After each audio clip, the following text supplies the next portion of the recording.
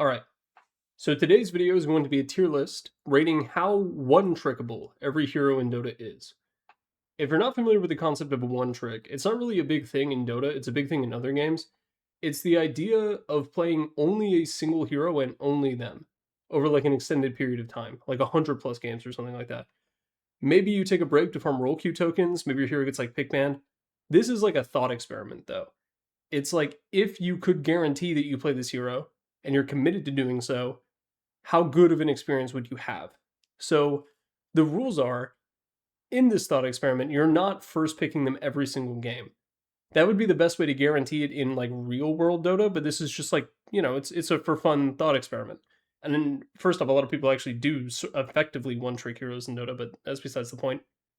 Another rule is that you can play them in multiple positions. So, for example, we're going to be rating Abaddon. Abaddon can be played as a pause 3. They can also be played as a pause 5. You can play them in other positions if you want. You probably shouldn't. That's really where they're best at. But in theory, you could play them in either position. So that applies to this as well. Some heroes, like Tiny or like Wind Ranger, you can play them in a bunch of different positions, and that's going to help them quite a bit. Also, some heroes have like alternate builds. So Shadow Fiend, you can go the physical build, you can go the magical build. That's going to give you bonus points because it's versatility. So that's the idea of the tier list. And as with all the videos like this, we begin with Abaddon. And Abaddon is a pretty good example of first pick with no fear. First off, you're able to play in those two different positions. And then even if you are counterpicked in those positions, you still have really good tools. Like Aphotic Shield is an amazing ability. It's a hard dispel. There aren't a whole lot of those in the game, especially on a really low cooldown, and it's a non-ultimate, and it has upside because it gives you like the HP barrier and everything else. It's a great spell.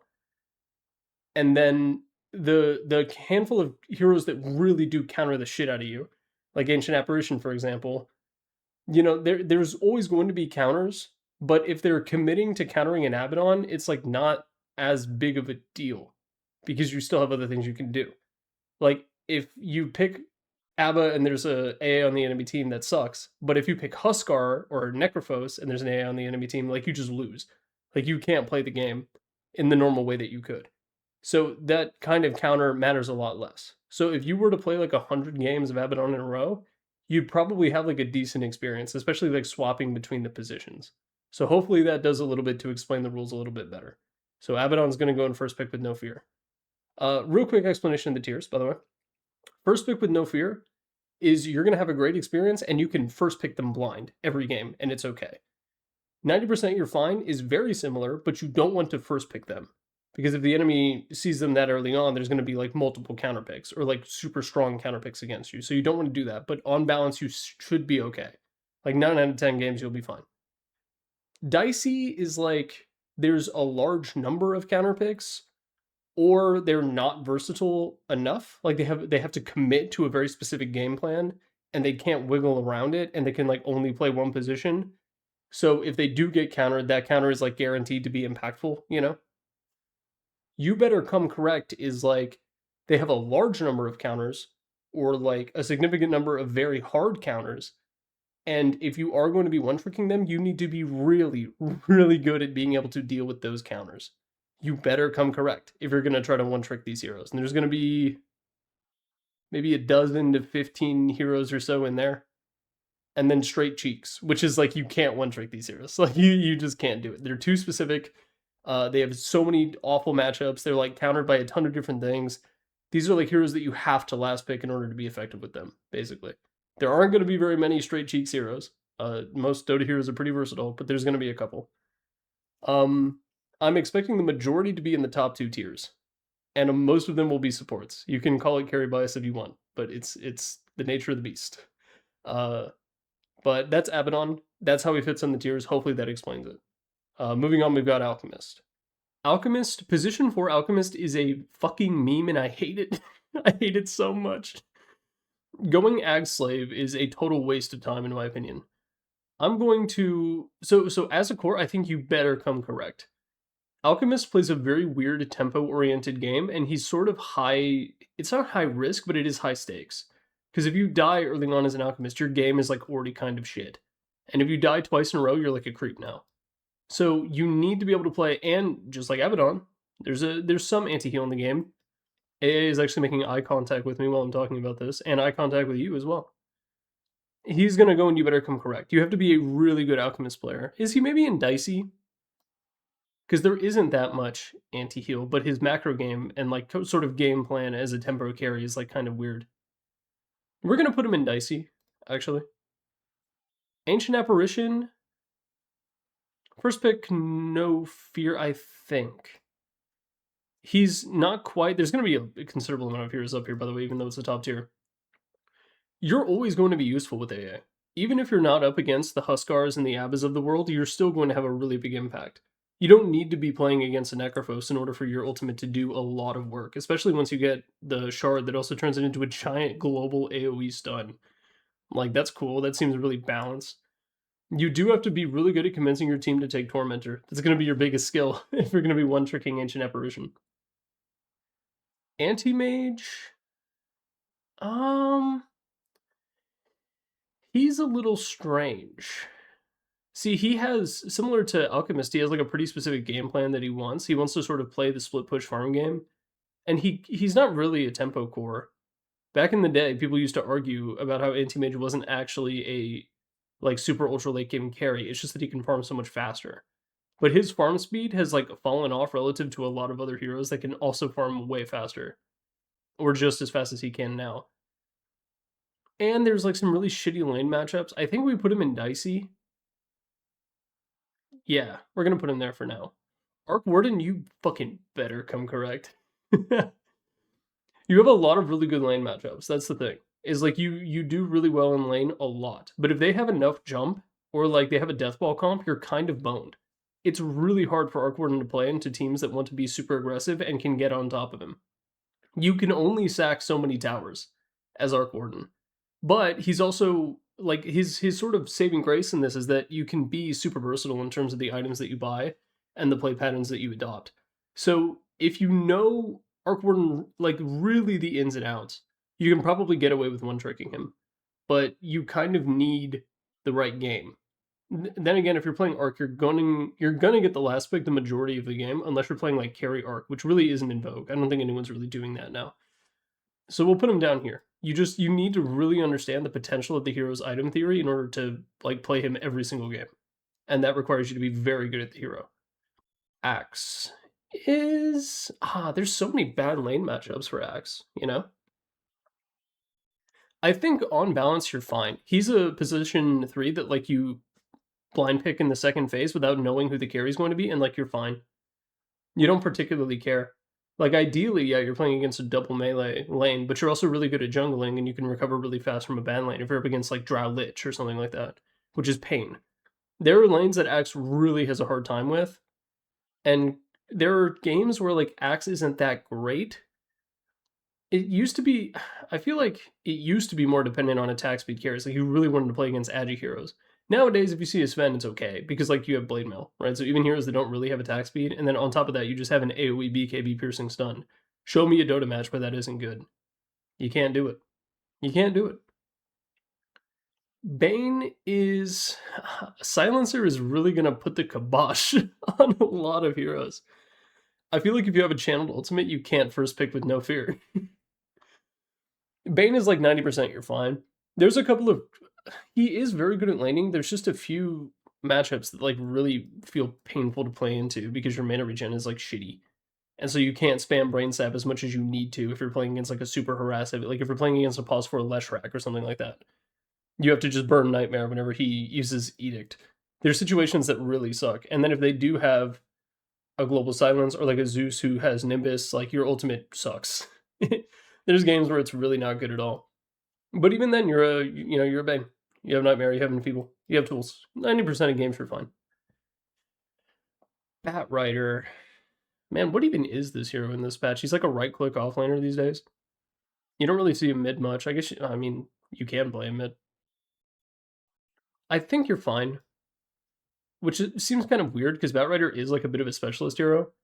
But his lane matchup spread is like pretty even. He's like the ranged Bristleback in lane, you know? Later on, he becomes something very different, but he's very similar to Bristleback in terms of his play pattern in the lane. And then regardless of what you're playing, you throw out Sticky Napalm a couple times and that feels good. I think he's up here. But if they have an Eva, or they have an LC, or someone who can purge lasso, it's a total pain in the ass to play him because it's similar to Bane. It's like your ultimate doesn't really do anything. It's just he's weak to global silences or stuns. This guy is weak to dispels. So Beastmaster is probably dicey. There's a few matchups that really suck.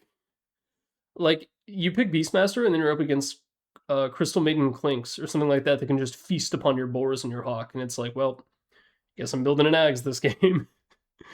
It can be really painful in certain matchups, but the vast majority of matchups are really good. It's just there's a few, or like even Mirana, Arrow. There's a lot of like insta-kill creep effects in the game, a lot more than there used to be. Pudge Hook. He's gonna go in dicey, but like you could argue he's 90% you're fine. I wouldn't be that upset at you. Bloodseeker. He's got a couple of weird counters. He also just is shit, but I'm trying not to keep that mentality in mind for this. I think on balance you're fine. He's really only a carry these days, and then he sort of falls prey to a lot of anti-heal, similar to the way that like Alchemist does, but his game plan is like nowhere near as specialized as an Alchemist. So I think in 90% of games it's okay to pay Bloodseeker. And you can play him mid. I don't think he's necessarily good. A long time ago he was a mid. These days not so much. These days he's a nothing. But Valve will mess up and buff Ags next patch and he'll return to his former glory. Bounty Hunter.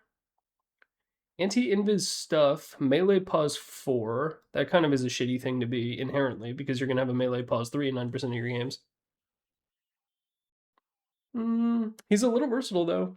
Mid bounty is a thing, and I think it's like low-key kind of legit. It's like a really weird tempo game that you can play, but I think people focus on the right-click side of the hero too much when he can deal just a ridiculous amount of like damage with Shuriken constantly while stealing gold and doing a bunch of other bullshit, and the vision game.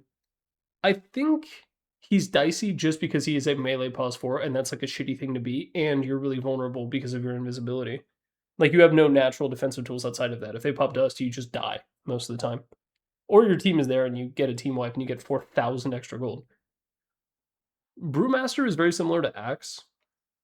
His lane matchups are weird though. Because like you don't really like you can have a shitty lane, but you hit 6 and now you're a Brewmaster. You know what I mean? He's one of many heroes in Dota. I've said this a few times in the other tier list. No matter what you do to him, Brewmaster will be a Brewmaster.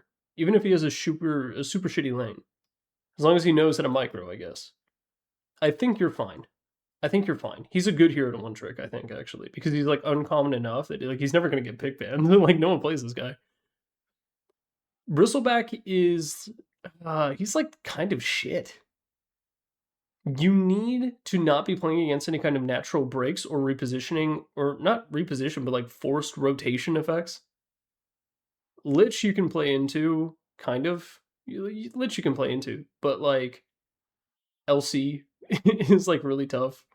Heroes that have those sorts of things. There aren't very many of them in the game, but then there's also the breaks. So there's like multiple things that like counter you or just completely shut down your character. And then your lane matchup is like weird. He's another offlaner that like against range heroes you're kind of terrible. He's gonna go and you better come correct. But the thing is like the skill ceiling on Bristleback like is nowhere near as high as our coordinate. It feels weird to put it next to him. He's like borderline straight cheeks, honestly, because there's like multiple ways to completely shut down the ability that he is named after. But he's still gonna go here. Broodmother. Is your name in Chinese? If it is, I think it's first pick, no fear. Am I right, fellas? My fellow US West queuers at 2 a.m. Where does this go? There's a couple mid lane matchups that really shit on Brood. Leshrac I brought up earlier, that's kind of one of them. But then you also shit on the vast majority of them, especially melee laners. I think you do need to be really good, but I think it's just like dicey though. Because even in a bad matchup, like Brood just jungles and it's fine. You can just come out the jungle and be a Brood mother. And then you can focus on yourself rather than the spiderlings and just do the super right click build. Which I guess you do anyway these days. It's going to go dicey, but this one's a little bit strange. Centaur War Runner. This is the opposite of the Brewmaster and the Axe, because you do kind of want to pick Centaur. You don't want him against double range lanes, but like you're fine because of Retaliate. You can still interact with the lane without actually having to interact with the enemy heroes.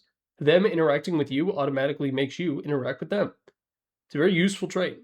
Not a lot of offlaners can do that. He's going to go in 90%, you're fine. He's borderline first pick with no fear, though. I'm trying to think of like lane matchups where he's not. Is he first pick no fear? First picking a centaur is an aggressive thing to do. Kind of too brawlic. We're going to keep him in here. CK is dicey.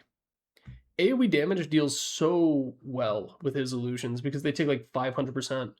And you can just get your shit cleared immediately. And you're playing, and a lot of heroes have AoE in this game. Surprise. A lot of it. Like, even just like a drow hitting multi-shot on you can basically nullify your ultimate, and that feels really bad. So you have to be able to jump on the drow very quickly. And there's like, you know, he's not a micro hero, but there is some like item theory to him as well. You're not going the same items every single game. And then you also have to be lucky with your W if you go that one facet. So we're going to put him in dicey. Chen. Chen is first pick no fear, 100%. The enemy team cannot be 100% prepared for whatever you're going to do. First off, because no one really, like, you don't see Chen very often. He's an incredibly uncommon hero. And then, like, oh, they pick a Chen. Like, what do you do? Yes, you can do the same thing that you do against, like, Brewmaster, right? Because they don't count as creep heroes with Holy Persuasion. You can still, like, frostbite them as CM or arrow them as Mirana. But he just goes and gets another one. And, like, what are you going to do about it? And then you have a global healing ultimate that helps pretty much every hero in the game except for Medusa. And, like, a couple of others. I got Medusa on the brain. He's first pick with no fear for sure. Especially if you do that really annoying thing where you just send a creep to the mid lane and just cast spells in the enemy pause too, without sapping XP. Clinks is 90% you're fine, I think.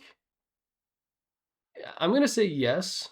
Well, he is 90% you're fine. It's just you need to know item theory on the hero, but not to the same extent as Arc Warden, because Arc Warden gets countered like crazy. Clinks, Invis is his primary defensive tool, but you also have Death Pact. You have the way to jump around. And then you also, just like you're not... With Bounty Hunter, you can't really rely on your offensive tools to protect you.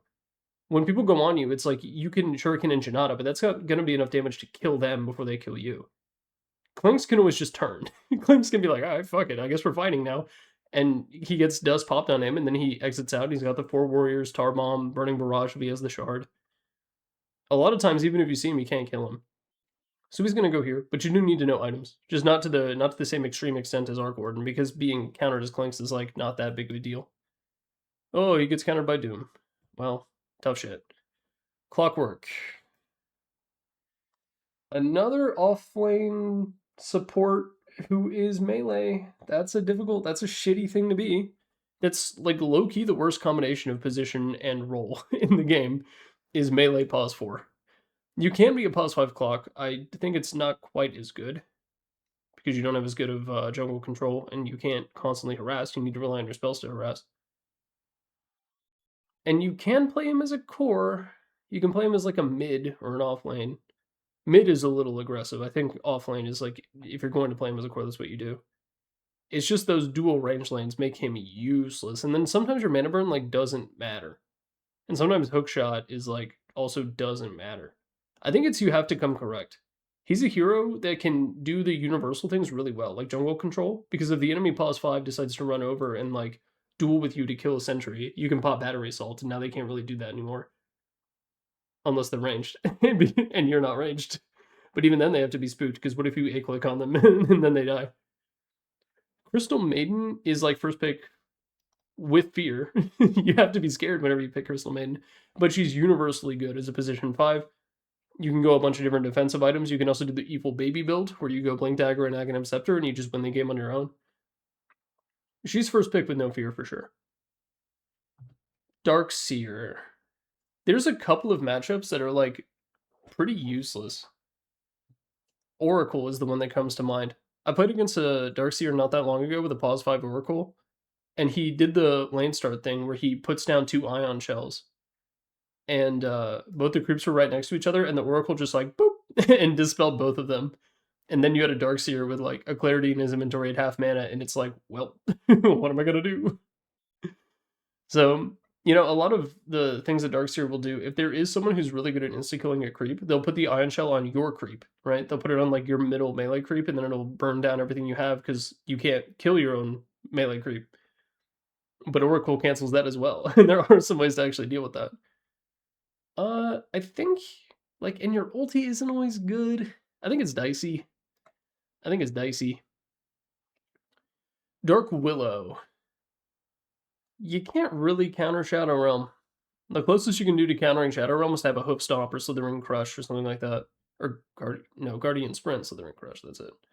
90% you're fine. She's a position 4, she's ranged. You can very confidently assume that some of your spells will do something at some point, which is cool. And then you have the ceiling with, like, Bedlam and your Ags and stuff like that. You know, you get bored, you buy Moonshard on the 0, and you can suddenly become a core that deals even more damage than your mid laner, somehow, for some reason. She needs it. She needs it for sure. Dawnbreaker is, like, in my opinion, it's first pick with no fear. It's 90% you're fine. There are some bad safe lane matchups for her, but she can be shockingly uninteractive. You max hammer, you throw it at the wave, you bring it back, it burns down everything. If you clip them with the hammer, it deals like a metric shitload of damage, and it's tough to dodge, you know, because the travel time is really fast. I think in 90% of matches, you're fine. It's just when you wind up with those melee position 4s that I keep talking about that things get a little tough.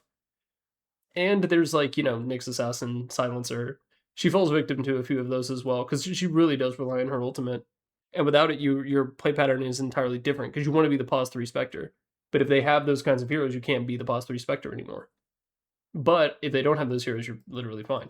Like, you're a Dawnbreaker. Worst case, similar to Brewmaster. Even if your lane is shit, your ultimate is your ultimate, so you're going to be a hero. Dazzle is first pick with no fear for sure. You're going to see almost entirely supports up here. There's not, even if you are countered, even if it's like, you know, Axe or something like that, or they have like a Dispel in the lane. Dispel in the lane really sucks. if you can't really interact with Poison Touch very much, you're mostly just doing universal support things, which is fine. You know, your range, you have like, I feel like Dazzle's attack speed is faster than most other supports, which helps you with dewarding. I might also be making that up. Maybe his animation feels good. But regardless, you pick him and you're happy with it. If they have an axe, someone who can get through Shallow Grave, like, whatever, who cares? Death Prophet is also, well, you play her as mid, you play her as pos 3. Most of the time, her gameplay is, like, very simple. She's just sort of like a tempo core. Whenever your ultimate is off cooldown, you want to run and you want to take a tower with it. You could probably get away with playing Death Prophet every single game that you could. Don't be a moron and play position 5 Death Prophet. Shout out to that one guy I played with a week ago. And yes, he was on my team. Disruptor, first pick with no fear. You're always going to be useful. You have a massive AoE sustained silence as your ultimate that later can go on to mute. Mute is a very, very rare thing in Dota. It is really strong. Glimpse is a fucked up ability. Kinetic Field is great. You sometimes just like feed on this hero. That's the only problem. If they have a lot of jump, like if they have an Ursa or something like that, and once he gets a Basher and a Blink, like, you're just food. There's not really anything you can do about it. Your innate that pushes people away is not enough to help you deal with the jump. That is Disruptor's weakness. Valve tried to fix it, and it wasn't enough, because it was that much of his weakness. So there you go. Doom. Sometimes, man, there are no good Doom targets. And your lane can be shit to a degree where, like, Devour is not enough to deal with it. You get, like, a really bad GPM on Doom, and it feels awful. It really feels bad. And then, like, let's say you're up against Medusa, who has Split Shot on, Death Prophet, whose ultimate is already active, Dawnbreaker, who already did her ultis. It's like, who do you, are you going to Doom a Witch Doctor? Like, who, there's just times, there really are times where Doom is, like, not good. Most of the time it's amazing, but not always. So he's going to go in dicey. Because of that, combined with having kind of a rough lane sometimes. Even though you have a built-in recovery thing, you know, casting Scorched Earth in order to farm is generally a bad move because it costs half of your mana pool and you don't have any regen. DK is like low-key first pick with no fear. I think he's going to be the first core that you can pick with no fear because you can play him in all 3 roles, which is a great thing. That's such a privilege. DK, you can play him as 1, 2, or 3. One is like, I mean, it got a lot of play at the most recent big event, Blast Slam 5. But like Pause 3, I guess, is kind of like the bad one right now, but even then it's fine. It's definitely playable. No one's gonna complain too much about DK3 unless you go like Mjolnir. If you go Mjolnir, I will complain. But most other things are fine. He is the first core in first pick with no fear. Congratulations to Dragon Knight. Drow Ranger is also kind of dicey. Oh, well, is she? She is like uniquely vulnerable to jump. There's a lot of heroes that are vulnerable to jump, but a lot of them are supports. She's a core who, if you get on top of, it's not just like you're on top of the range core, you're beating her ass, but on top of that, it disables a massive chunk of her character's kit. She has a built-in off button, and if you're playing against heroes like Spirit Breaker or Primal Beast or something like that, it's tough, man. It's really tough. And the spread of those heroes is like pretty big. And, you know, if you're playing a Primal Beast and you go on top of a Crystal Maiden, you don't really want to burn your ulti on her. But you have no such reservations when it comes to Drow Rangers. So I'm gonna put her in dicey. Because you're also like you have the same weaknesses as these guys, but you're also the number one target in the game. Earth Spirit. Hmm. What makes a good Earth Spirit game? What makes a bad Earth Spirit game? I think the only thing that makes a bad Earth Spirit game is the person who picked him being shit at Earth Spirit. And if you're picking him, I assume you're not shit at the hero. Melee pause 4, bad thing to be, but super versatile, super mobile, amazing ganker. Difficult to play, but we're not really taking that into account for this tier list. I think it's 90% you're fine. It's just sometimes you can't leave your pause 3 alone, and if you're tied to the lane as Earth Spirit, you're not really playing the hero. So depending on the lane matchup, if you have to stick by your guy the whole time, it really blows. But other than that, like I mean, you first pick this hero for a reason every time. I mean, what really counters this guy? In the Every Hero's Nightmare thing, by the way, I mentioned how Bloodseeker is the nightmare counter to this guy, and people pointed out how in Rolling Boulder you're actually immune, so you don't take damage from Rupture. This is true, but then you have to, as an Earth Spirit, sit there and cast spells and not move at all. And that still sucks to play against a Bloodseeker, as many heroes kind of suck playing against a Bloodseeker. For that video, by the way, I went to the Dota buff and I checked the advantage disadvantage stats of every matchup, and Bloodseeker is Earth Spirit's worst matchup, even with the Rolling Boulder thing taken into account. Earthshaker, melee pause 4, except nowadays he's a mid or a pause 3. I think he's like, man, his base regen is so good. I think it's like 90% you're fine because you have the position variability, and then even if you're not up against a zoo slash illusion hero and you can't get those big fat juicy echo slimes, it's okay. You're still an Earthshaker. It just he sort of suffers from the pause 4 melee pause 4-ness of a couple different heroes. Speaking of melee pause 4s, how many of them are there in the game? Are they all just early in the alphabet? I hope so. Elder Titan is like first pick no fear. You're fine. You're going to be super useful all the time. And yes, melee pause 4. And I just said that if you're a melee pause 4, you can't get up here. But you can also, I think, competently work as a pause 5. And then there's a couple rogue Elder Titan players out there who are playing him as like a 3 or a mid. And I think that's actually legit. I think Elder Titan is like going to become the next Visage, where he's OP for 4 years and no one cares. I think in the current meta, he is definitely first pick with no fear. And then just from a structural standpoint, because all of his abilities do something, regardless of the matchup. Astral Stomp, just the threat of Astral Stomp alone is enough to like get people doing a dance. When you're running the ghost through their backline, they have to constantly keep moving and like Delta Split in like a progressive way. It's not just like a single instance of Delta Split. They have to always run away from the ghost, which is a funny thing to make them do. You make them dance like in an old western when you shoot at their feet. Ember Spirit is like, you better come correct. This hero has a matchup landmine, you know? Most fair lanes, he does really good. You just hit Slight, and then eventually they have to like leave the lane. But in unfair matchups, like if you're playing against pretty much any sort of cheese, this hero is so lactose intolerant. And there's issues with his mana pool. Like Ember Spirit, I didn't talk about it enough in his video, but like, man, you run out of mana so fast on this guy.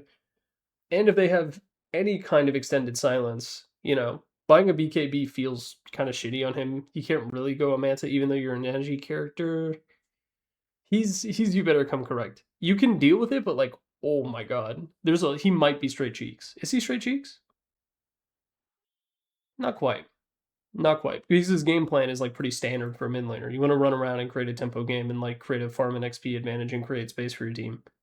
His game plan is like simple enough. And his mana, I was gonna say his mana pool, his item pool is like pretty tight, at least currently. And it usually does settle down after like a couple of weeks of a new patch. New patch, by the way, Valve. Enchantress. 90% you're fine. Anti-heal and breaks. Really, it's breaks. Or just like a ridiculous amount of spell damage. You have like multiple things that can set you off, but like if they're spending all their magical burst on an Enchantress, like that's kind of fine. You're sort of okay with that. And then you have multiple game plans that you can go, right? Because you can be a fucking... So what's the, like... It's like a Wojak where his brain is a bicycle. Like, whenever I see an Enchantress who's maxing impetus, I think like ring ring. That plays in my head. Or you can be an intelligent human being and go the enchant and play like a bit like a Chen, which is a good thing to do. Not quite as Chenny as a Chen, but still Chen-like in nature. 90% of the time you're fine. It's just breaks and magical damage, and magical damage is way more common than breaks. So Enigma is, oof. Can you? I mean, there's a lot of heroes like you play against a gyrocopter, and it's like, how am I even supposed to lane?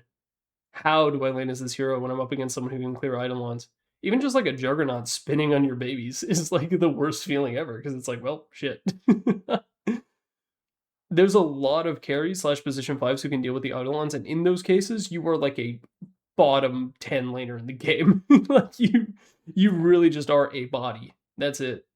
Like, what are you gonna do? Cast Malefice as like a harass? You gotta be really good to play this hero. But then you also have like, I think he's straight cheeks. I think this is our first straight cheeks, is Enigma.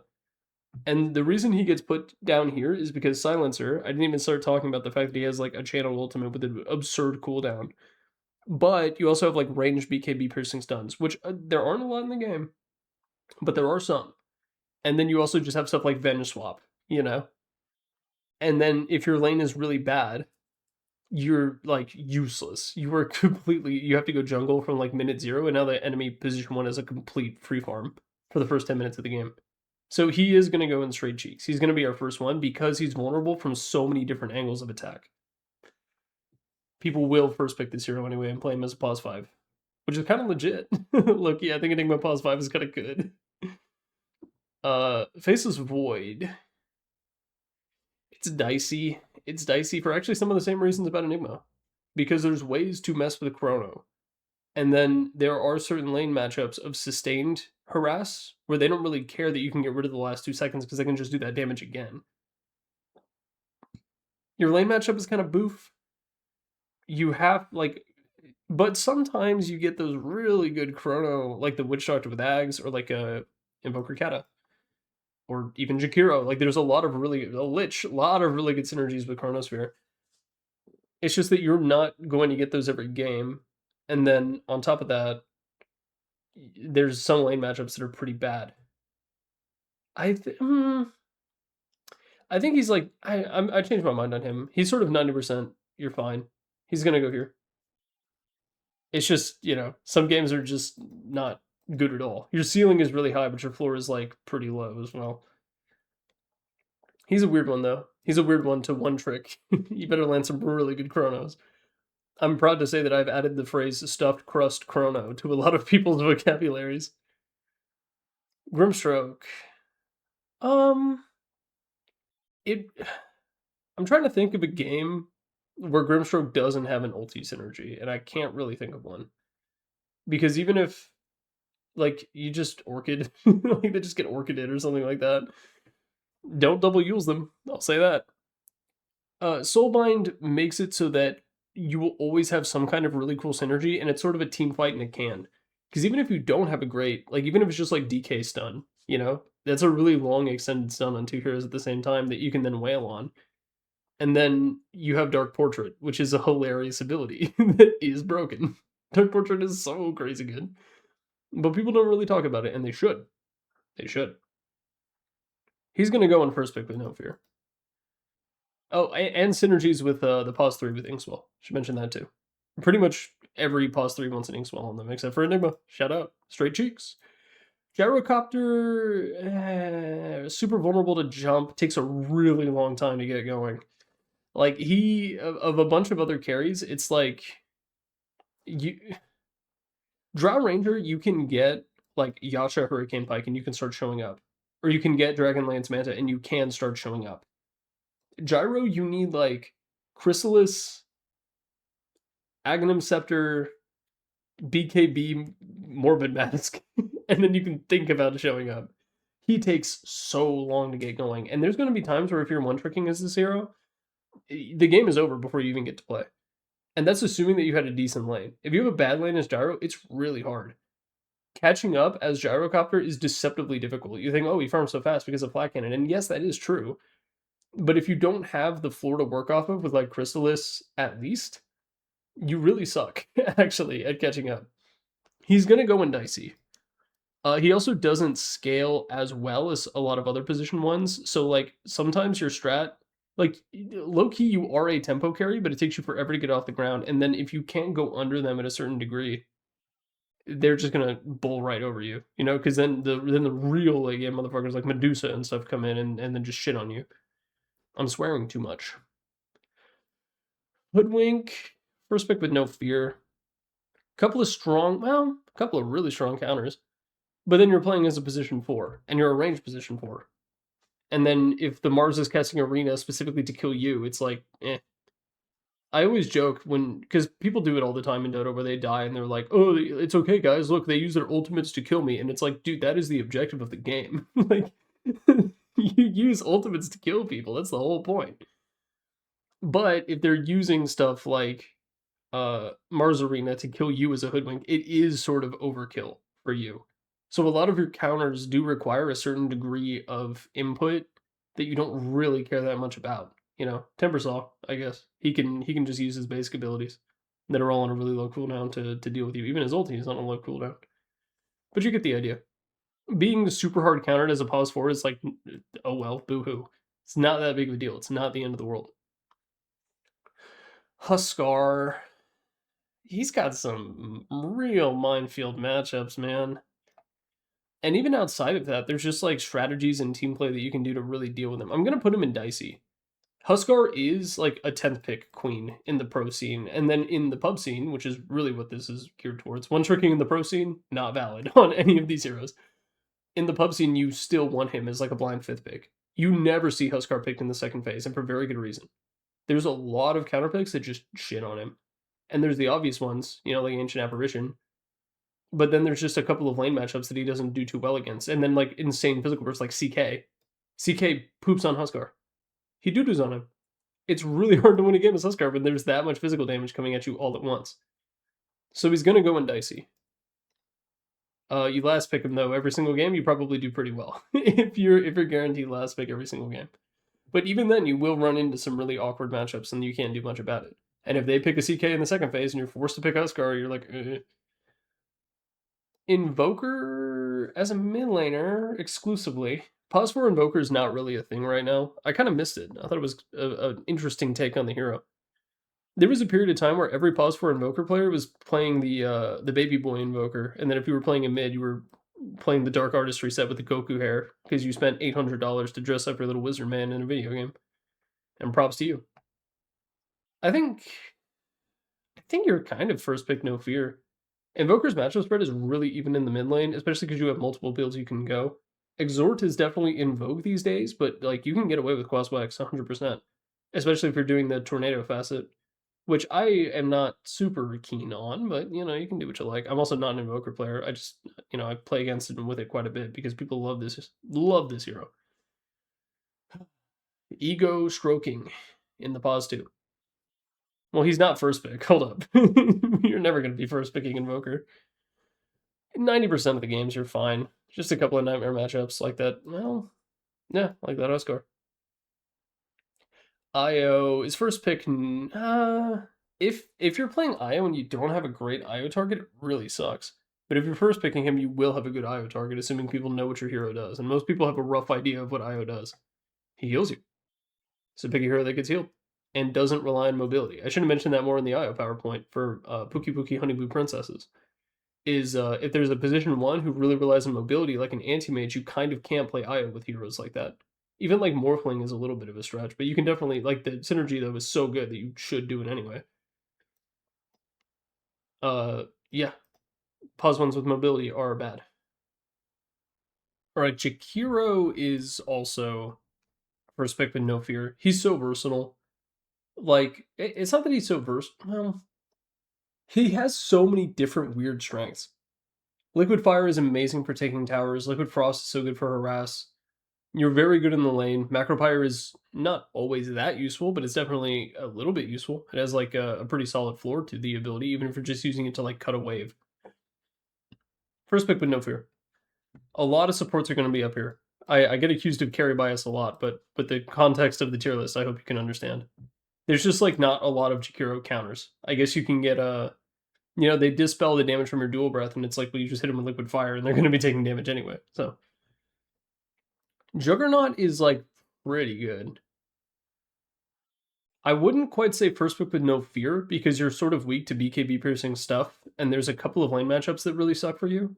But 90% of games, you're absolutely fine to play Juggernaut. He's probably one of the most accessible carry players, or carry heroes, like, to play in the game. Especially now, he's quite good. He's also shit. The more I call him bad, the less likely Valve is to nerf him. He is my most played. Kotl. Somehow he is a melee pause 4. He is not, but he is, because of Illuminate being so shitty to lane with. I'm going to put him in Dicey. He's very, like, a generalist. There's not, well, I'd say 90% of the time, no, 90% you're fine. He's so generalist, like, no one, I can't even think of any heroes that truly counter a Coddle. Like, what, Nyx Assassin? But, like, who cares? Nyx Assassin counters, like, every int support in the game. But then just, like, your lane contributions are, like, pretty ass. Like, landing Illuminate is difficult to do. And if you do it once, it's like, good luck doing it again. It's just, his lane is, like, really bad as a pause 4. And then as a pause 2, you fall off like a rock at, like, 18 minutes. So, 90% you're fine. This hero just kind of is shit. But you can pick him if you like. He had cool Monster Hunter lore. Kez, I legitimately think is 90% you're fine. I don't... He has, like, kind of bad matchups, like Marta, for example. But even then, Marta pops ulti and you just murder her team. And your kit is so versatile that you're always going to be able to do something. And you counter way more heroes than heroes that, like, hard counter you. You know, there's a lot of soft counters to the hero because he's so physical. But other than that, it's like, it's fine. He's a bit like Jug in that context, but he's also very, Jug is like very simple and Kez is very complex for a carry. But I do think still in 90% of games you're fine. He's same kind of vibe as Invoker. He is not the melee Invoker, by the way. Anyone who tells you that is trying to sell you a bridge. Kunkka. Are there bad Kunkka games? I don't think so. The hero's kind of dumpy right now, but like at the conceptual level, like you pick him as a pause 3, you hit people with Tidebringer, you get like a lot of pretty much guaranteed harass that deals a ridiculous amount of damage, especially if you max it, and usually you do. And then X marks the spot is a broken ability. It's the core's glimpse, and then your ultimate is like good, and then you have Rum. He's another hero where your strengths are so spread out that like you're always going to have something to do in the game, even if you have like a bad lane matchup, like you're up against dual ranged heroes or like tank busters, like Necrophos type heroes, or Lifestealer. That's another. Lifestealer might be your hardest counter as Kunkka. I don't know. I can't remember who I said his hardest counter was, but 90% of games you're going to be totally fine playing as this hero. LC is dicey. LC, you actually really need a good lane because you need to hit that blade mail blink timing as fast as possible. I go brown boots on this hero. I never buy phase boots unless I'm up against a Juggernaut. That timing is so crucial because you need to, you don't need to snowball as this hero, but you need to establish the dual threat early, and you need to be able to get powerful enough that you can solo kill heroes. And you need those heroes to be cores. Jumping on a Lich, farming alone in a wave over and over again does not an MMR gain. You need to actually be able to kill core solo, and you need to hit that timing in order to do that. So the lane matters quite a bit, but as long as you're up against a melee hero, even if that can be the pause 5, you usually can get enough farm to hit a decent enough timing that you can have an impact on the game.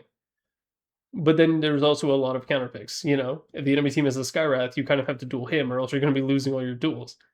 If they have an OD, you're really in trouble. There's a lot of counters to LC by the nature of her standing still. Even just like an AA casting Cold Feet on you is like a total pain. And then his ultimate is usually following soon after. And then you lose the duel. So she's going to go in dicey. Leshrac is, I mean, you have like anti-mages and Nyx assassins and shit like that, but like you're fine. You're fine. His archetype is countered more than him specifically. And then there aren't a whole lot of, I mean, you're more weak to blade mails, but any hero can buy that, so it's sort of not worth considering when it comes to the matchup spreads. And your mid lane is good, and then there's, if you are in one of your bad matchups, you can just stack jungle, and it's fine. Lich, ooh, first pick with no fear. First pick and inflict fear, because now they know that they're going to lose a lane, because there's a Lich in the game and he's on the enemy team. He is one of the most first pickable hero in the game. Might be Lich.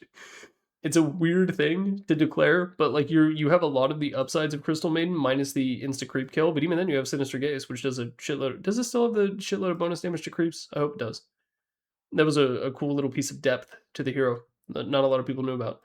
Lifestealer, 90% of games are fine. Similar to Juggernaut, if they have a lot of BKB piercing stuff, you're a little bit spooked, and sometimes you don't really have, well, that's not true. You pretty much always have someone that you can just munch on and regain all of your health because you have so much attack speed. He's going to go in 90%, you're fine. Lina, super great mid lane matchup spread. She's not really a carry right now, but she has been. And I thought that, like, when she was a carry and she was really good, like around the Lima Major, which is easy to remember because people called it the Lina Major because she was such a popular hero then. I always thought that when that was the case, she was first pickable, and I first picked the shit out of her. She was a brokenly good carry. I can't even remember what they changed, but now she's really dumpy. 90% you're fine. You're so versatile in the amount of builds that you can go, and then you can play the lane pretty uninteractively, but if they do want to interact with you in the lane, you're probably going to win because Dragon Slave is such a good ability. Lion, first pick with no fear. Roll Q All-Star. This guy has probably earned more tokens than any other character in the entire game. Maybe even more so than Pudge. Very versatile, good lane matchup spread. You can feed like an idiot, but just like don't do that. You can just not do that. First pick with no fear. Lone Druid. I mean, your mid lane matchups are good. It's just you're super susceptible to jump. Is he dicey? A lot of heroes that can like jump on and stun him can just kill him if the bear isn't in the right position, and then you're really weak to ganks, especially if heroes like can stun the bear. Like the way you gank Lone Druid is you literally waste all of your CC on the bear, and then you just right click him until he dies. Like you don't even need to stun him or anything like that. You don't need to worry that much about Roar, though it is a potent tool. I'm gonna put him in dicey. Plus, your kind of role in the game is super set in stone, and then if you get behind in this hero, you are food. And not only are you food, but like your bear is food too. It's a lot of food. Luna, similar vibe to Juggernaut and Lifestealer. You can play her in pretty much any game. Even if it's a bad matchup, you're a Luna, so you farm jungle stupidly fast. You're crazy good at taking ancient stacks, or really any kind of stacks. I think she's in 90%, you're fine. She doesn't have that versatile, like, you have to play carry, and you pretty much have to go. Well, there is some variety in the build these days, because a lot of people are rushing Aghanim Scepter, which I think is a meme. But I've also seen it be successful. I've lost to it before, so 90% you're fine. Even matchup spread, great recovery. Lycan. One of the things that makes Lycan 90% is the fact that all three of his facets have such a different playstyle. Like, there's a lot of different stuff that you can do with Lycan, depending on if you want to go. Like, the Alpha Wolves are really good. The Spirit Wolves, I've seen some success with.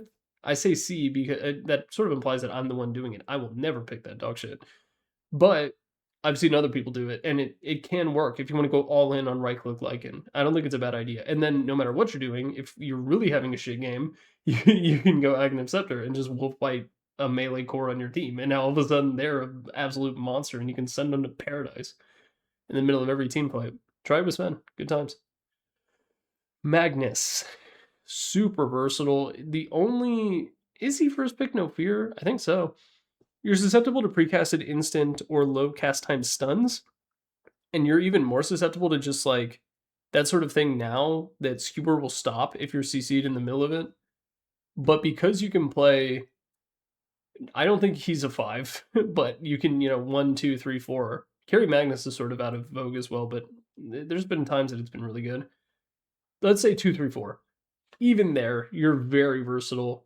You have the yoink, you have an insane team fight presence, and power is really good. Your spells are just insane on this hero. And yes, he's a little bit high risk, but if you're one-tricking this guy, you're probably pretty good.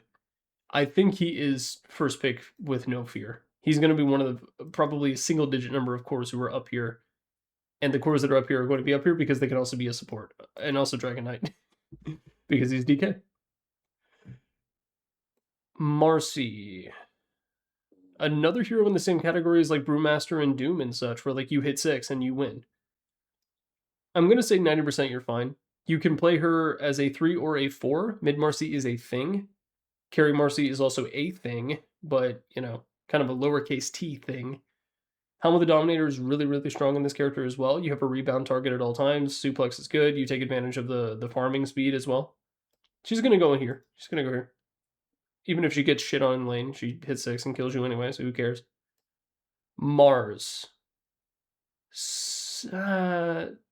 I'm going to put him in 90% you're fine. A lot of heroes are going to go in this tier, by the way. There's only a couple of really bad lane matchups for you, and you kind of suck at jungling, but then you get a soul ring, and it's like, it's okay. You soul ring, you QW, you kill the wave. Maybe you have to right-click it a couple times if it's like a centaur camp, and you have to right-click the big centaur. It's fine, though. You can recover very well, and then your spells are always going to be good. Mars Q into Arena will always be good, no matter what. So 90% of games are fine. There's a reason so many pro teams keep first picking Mars, just like they were doing back in like 2020 in the China scene. Shout out XXS. Back when he was on Vici, I think. Medusa, straight cheeks. Medusa is extremely hard countered by a wide variety of playstyles. And then on top of that, you have a extremely, like, you are trusting in your team to hold it down until you're able to come online. She's similar to Gyrocopter, but she's even more committed to the bit. Because in order to really start showing up as Medusa, let's say you're going the standard build, you're not doing my bullshit where you go Mjolnir Undulation, which is a great build, by the way, and I really want to make a video talking about it, even though it's bad. You need Boots, Wand, Null Tally, Manta, and then you get Butterfly, and then people on your team are like, hey, you have Butterfly, let's go. And you're like, no, I'm still not strong enough. Like, even then. So then it's like, okay, well, let me get my Scotty. But then even after the Scotty, it's like, well, I am really strong and I'm tanky now, but I don't do enough damage, so I need to go Chrysalis. But I now have, once you get the Chrysalis, you're like, do I go for the Daedalus or do I go for Aghanim Scepter to make the Chrysalis and the Scotty apply to a bunch of different heroes at once? And then you run into mobility issues, and it's like, okay, well, now I need a Blink Dagger. And so it's just like a constantly growing laundry list, and you never quite feel powerful enough until you're ready to like take on the entire enemy team at once. And so you're putting a lot of faith in your team because that play pattern of like 4 Protect 1 is enforced upon them by the fact that you picked Medusa.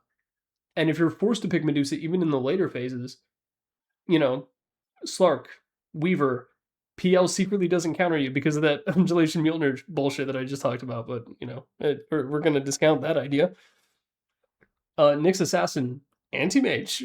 There's so many heroes that just shit on you and make it so that you farm for 40 minutes, you show up and you die, and then it's like, well, game's over. And there's like a lot of really bad lane matchups for Medusa. Like this hero, you cannot one-trick this hero. You need to think very carefully about when you play Medusa. If you just like pick her in the second phase blind, like you're gonna lose a lot of your games. Straight cheeks, for sure. It's a combination of her super unique mechanics that are hard countered by a bunch of different things, combined with her hyper-specific game plan that she can't really deviate from. Straight cheeks, for sure. Down here with Enigma. Meepo, you better come correct. Maybe this is the period of time where we actually fill out these tiers down here. They're looking really sparse compared to up here, but that was expected. Meepo, the modern incarnation of them, has a lot of ways to deal with the counters. They, them, by the way, because there's a bunch of them. Blue hoods and pronouns. Burrow is very strong, really strong healing ability, lets you dodge a bunch of stuff. Mega Meepo is the big one. You need to buy an Aghanim Scepter, but that's really not hard at all for you to do because you farm so incredibly fast. You do have a generally good matchup spread. It's the mid-game counters. It's the stuff like Winter Wyvern and Elder Titan, right? Like those are the things that really fuck you up. And you need to be a very good Meepo in order to avoid playing into those sorts of things and instantly losing the game as a result of getting like, Echo Slammed and your entire team dies. And yeah, maybe you're tanky enough to live, but like not for long because now it's going to be a 5v4. And the fours are just you. It's actually a 1v5. You really have to be a very good Meepo player if you're going to be playing him every single game into a bunch of different counters. But you can do it, and there's a lot of people who do, and they are very handsomely rewarded for it. Sometimes with the esports team contracts. Mirana. What are you afraid of on this hero? You land the 5-second arrow and it gets dispelled by an Abaddon? It's not that big of a deal. Kind of is, though. Kind of is. You're a ranged pause 4, that helps you. First pick, no fear? I think so. Mirana is another hero that really rewards loyalty, too. Like, if you play a shitload of Mirana, you will get really good at managing her. You won't accidentally leap onto a ward spot, or you won't accidentally, like, bonk your head when you try to leap onto high ground. And then you'll be able to hit arrows pretty well, in addition. So she rewards loyalty quite a bit. And then she's not particularly countered by anything. And then you can also play core Mirana because of the insane attack speed buff that you can get on this hero, which I think is pretty legit. First pick mid, no fear. Pretty versatile, hard to counter. Monkey King, it's kind of dicey. Is it dicey or not? Yeah, it's dicey because you need to be up against the melee lane. If you're playing Monkey King against like a Necrophos or an Invoker, that kind of thing, if you're playing like Mid Monkey, it's tough. You can try to big dick Invoker players by picking Monkey King against them and trying to outplay them, but like you're not going to do it. And then there's like force reposition stuff. Your ulti isn't always that useful. There's times where your ulti can like borderline work against you. Your mobility is strange, and then you also have the vulnerability of like the tree movement, right? Because yes, it is very powerful, but like I talked about in the counters thing, if you're up against an underlord and they see you jumping through the trees across the map, they can drop a portal and go through the portal, and by the time they get there, you are still stunned because it's a 4-second stun if you get your tree chopped. And there's a lot of heroes that have built-in ways to chop down trees, or they just have a Quelling Blade. When I play against Monkey King, I keep a Quelling Blade in my inventory as if I'm playing against a Nature's Prophet, because the thought of cutting down the tree that Monkey King is on and stunning him for 4 seconds is me like, oof, gets me hot to trot. He is dicey because of the vulnerabilities of some of his specific stuff, and then also because you need to dominate the lane as this hero, and you're not always going to get the opportunity to do that if you're up against like a core Phoenix. So he's dicey. Morphling is generally pretty good. He gets countered by the anti-heal stuff, like a lot of other heroes, but like you're always going to have something good to copy. You're a range carry, so your lane matchups are like generally pretty good. There's a few things that suck. It's really funny playing against certain matchups like Necrophos, because you counter the shit out of Necrophos, but if you ever go all the way to 1 to like pop your wand or whatever and you get into Heartstopper or a range, you instantly die. So there's some really wacky counters with Morphling, but on balance you're generally pretty good. But you need to be very good as well. But the skills that you need are not in order to overcome your counters. You just need to be good at Morphling. Like, you need to be good at the hero himself, not dealing with the counters. I think he is, on balance, pretty fine. Is he maybe dicey? Just because of his, like, late game plan. He's a little bit like Gyrocopter in the sense that it does take him a long time to go offline. Or to come online. Like, if we're doing the traditional Vlad's and Amanda style build, it's gonna be a bit, and, like, even that is not enough. You don't feel confident showing up to a fight. I'm going to put him here because of the long time that it takes to get going. But in a late game situations, this guy's a fucking monster. He just needs to eat a lot of lobsters first. Muerta, generally a pretty safe pick. There are some considerable counters to you, and your game plan is not versatile at all. You are there to pop ulti and hit people until they stop moving. If you run into a situation where you cannot do that, it is difficult. And then there are a couple of lane matchups where, like, You know, Muerta doesn't really have her abilities have like defensive ideas behind them. You dead shot them to run away from you, and instead of letting them wail on you, or you drop your W and like it slows them a little bit so you can run away, and then it could silence them, and that could prevent them from doing other things on you. But they're both unreliable, so they're like they have the concept of defense written into them, but like not really. And then your ultimate is a Ghost Scepter, but you're still vulnerable to spells. 90% you're fine. There's just a couple matchups that are kind of difficult for her. Naga Siren, because she's sort of in vogue as a support, I think gets a couple of bonus points on this. Low-key Ringmaster obliterates you. Of all the heroes, right? Of all the heroes to get super hard countered by, it's funny that like Ringmaster is the guy to do it. Kind of embarrassing, low-key. But being able to play her as like a position 5 is a pretty strong thing to do. You are a melee position 5 or a position 4, but you have multiple game plans that you can enact. Radiance is like super old school these days. You really don't go that item anymore. You kind of just go like the Orchid and the Manta if you're going to play him as a carry, which is funny because you sort of go the same build as the Spectre. It's everything I just said. I could literally be talking about Spectre, but I'm talking about Naga Siren instead. 90% of matchups, you're fine. You just might have to play as a position 5 instead sometimes if you really are countered. If they have a Ringmaster of all heroes. Nature's Prophet, first pick, no fear. If you're first off, if you're a Nature's Prophet player, you can't feel fear in the first place, so it's totally fine. You have no brain, and you need that to feel fear. So you're gonna first pick this hero, and you can play him as the most obnoxious support or the most obnoxious core. Remember that period of time where Nature's Prophet was dog shit unpickable and like 40% and below win rate for 3.5 years? I miss that era. I was one of the guys at the time who was like, they should buff Nature's Prophet, and then they made Sprout an insane magical damage nuke, and then I was like, wow, what the fuck are you doing? They had to do some experiments to figure out how to make Nature's Prophet broken, but goddamn, they nailed it. Nerf his stat gain. First pick, no fear. Super versatile in terms of positioning, super versatile in terms of game plans. You can go the Spirit Vessel Blade Mail build that I've been seeing lately. That shit is annoying. That shit is actually like unethical. It feels like you're getting bullied.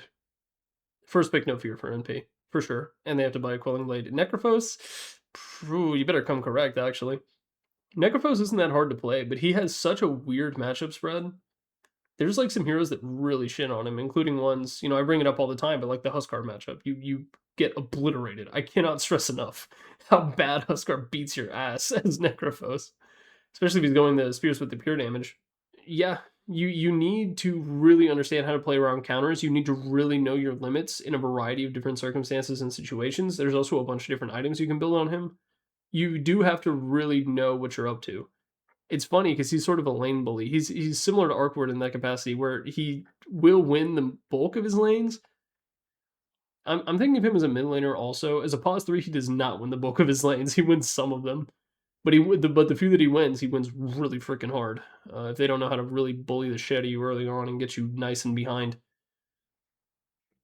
Night Stalker, generally pretty good.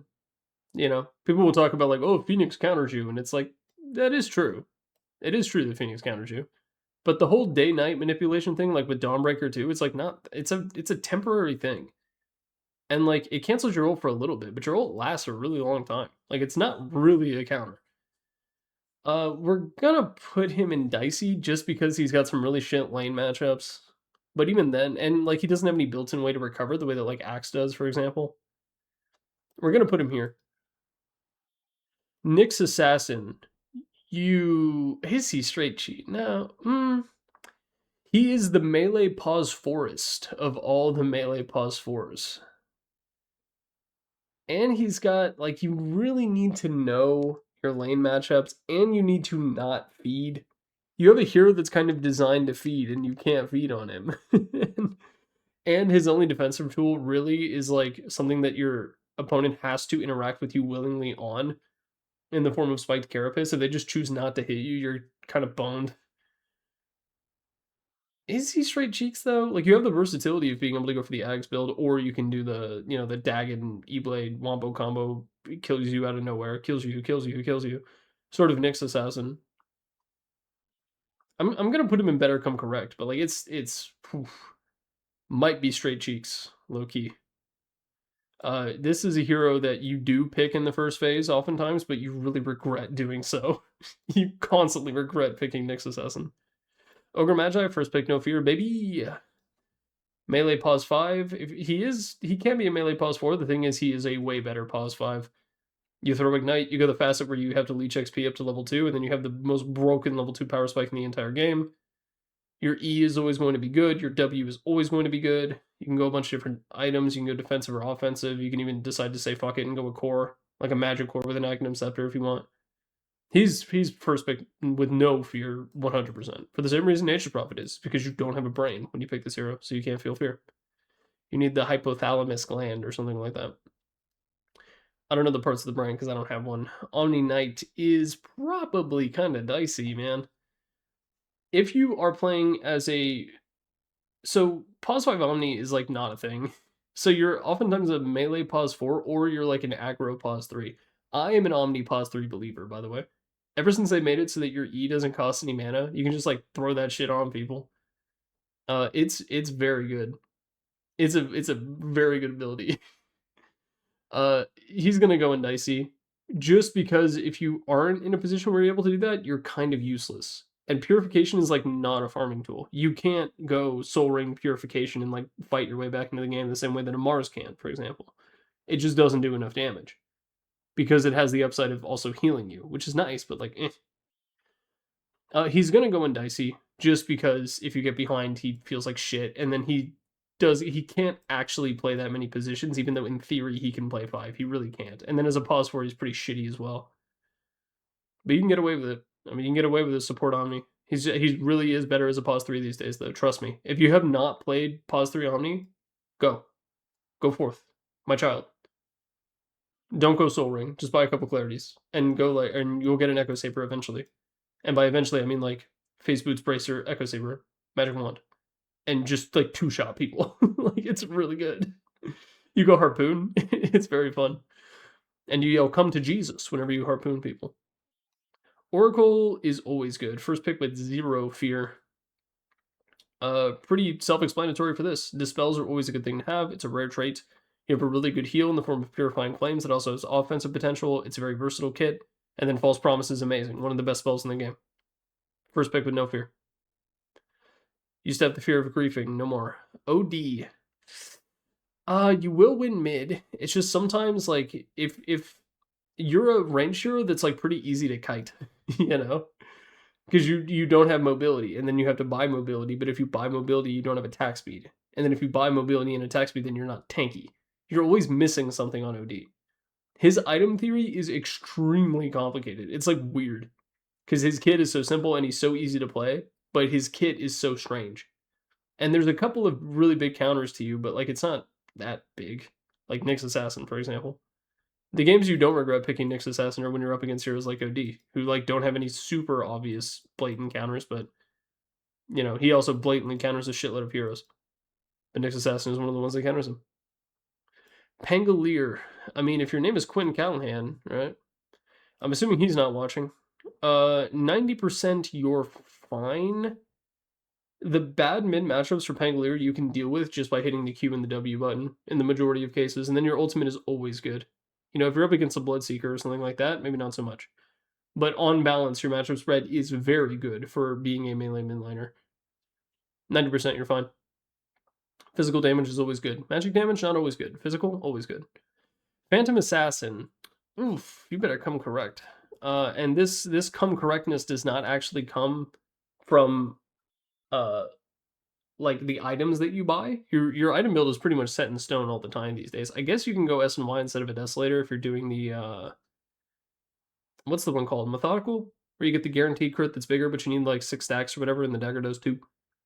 You go S and Y on that, but it's really more of a playstyle thing because you really have to be careful about how you're going in depending on the matchups. And then there's a couple of heroes that just obliterate you. Like Lena, for example. If the Lena is going the magic damage build, like the vast majority of the game, she can pop Ags, waddle over the tree line, and just instantly kill you when there's nothing you can do. And then there's a lot of other heroes that just do a shitload of magic damage as well. And then you also have heroes like Drow Ranger, where, like, yeah, you counter her, but she counters you right back. And then you have heroes like LC, anyone who buys a blade mail. So it is sort of a land. There's a lot of landmines on the pick screen for a PA player, and you need to be very careful about how you go in. And there's not really a whole lot of items you can do in order. Like, you can't see blade mails and be like, okay, I will buy a Satanic as my second item. You can't do that as PA. Like, you need, your intermediary item, be that Deso or SNY, you need BKB, you need Basher. Then you can start thinking about going that Satanic. But until then, you kind of just have to take it to the face. And you have to be very careful about what you do. You also go a Battle Fury, by the way. I don't know if I mentioned that or not, but you do that too. PL is dicey, man. There's really only a small handful of heroes that completely shit on you, but those that do, you kind of can't play the game. Leshrac comes to mind. LC is extremely strong against you. Earthshaker, a running joke that me and my boys have is that Earthshaker does not actually counter PL. Earthshaker counters PL's team. Because if you get clipped from that fat cloud of PLs, like what, 10 or 12 of them at a time, and you just get clipped by that Echo Slam, you're dead. The PL himself, he's got Scotty and Hart and all that shit. He might live. But you have no such privilege. You do not get to live when you get hit by the PL empowered Echo Slam. There's just a bunch of matchups that really suck. Axe is another good example of it. Bloodseeker, if he ever manages to rupture you, but he counters everyone apparently. He goes in dicey. Very rewarding hero though. There's a lot of games that you look at and you're like, oh shit, this game's free. And you can last pick PL. He's a great, if you're like a carry and you always get the last pick because you disconnect from the game and you count 2 minutes and then you rejoin. PL is definitely a hero that you should play. Also, don't do that shit. don't do that. Phoenix. You're scared of a couple different heroes. Weaver, Juggernaut, Ursa, Snapfire. 90% of the games are fine though, and like you can be careful. So Snapfire's Little Shredder used to scale way more, so its ability to counter you scaled more. So you would get like what 8 attacks or something like that off of Little Shredder, and then like up to 10 or something with like the talent. Now it's always 5. I think you get like what 1 more up to 6 from the talent, or maybe 2.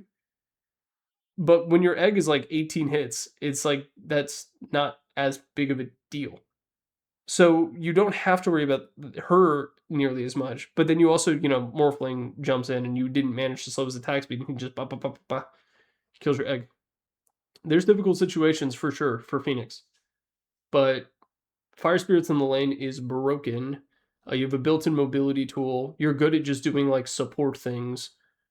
90% of games are going to be fine. And then if you play him as a core, the item theory is like pretty funky on this hero, but it really just boils down to when do I buy my Shiva's guard and when do I buy my Kaya item.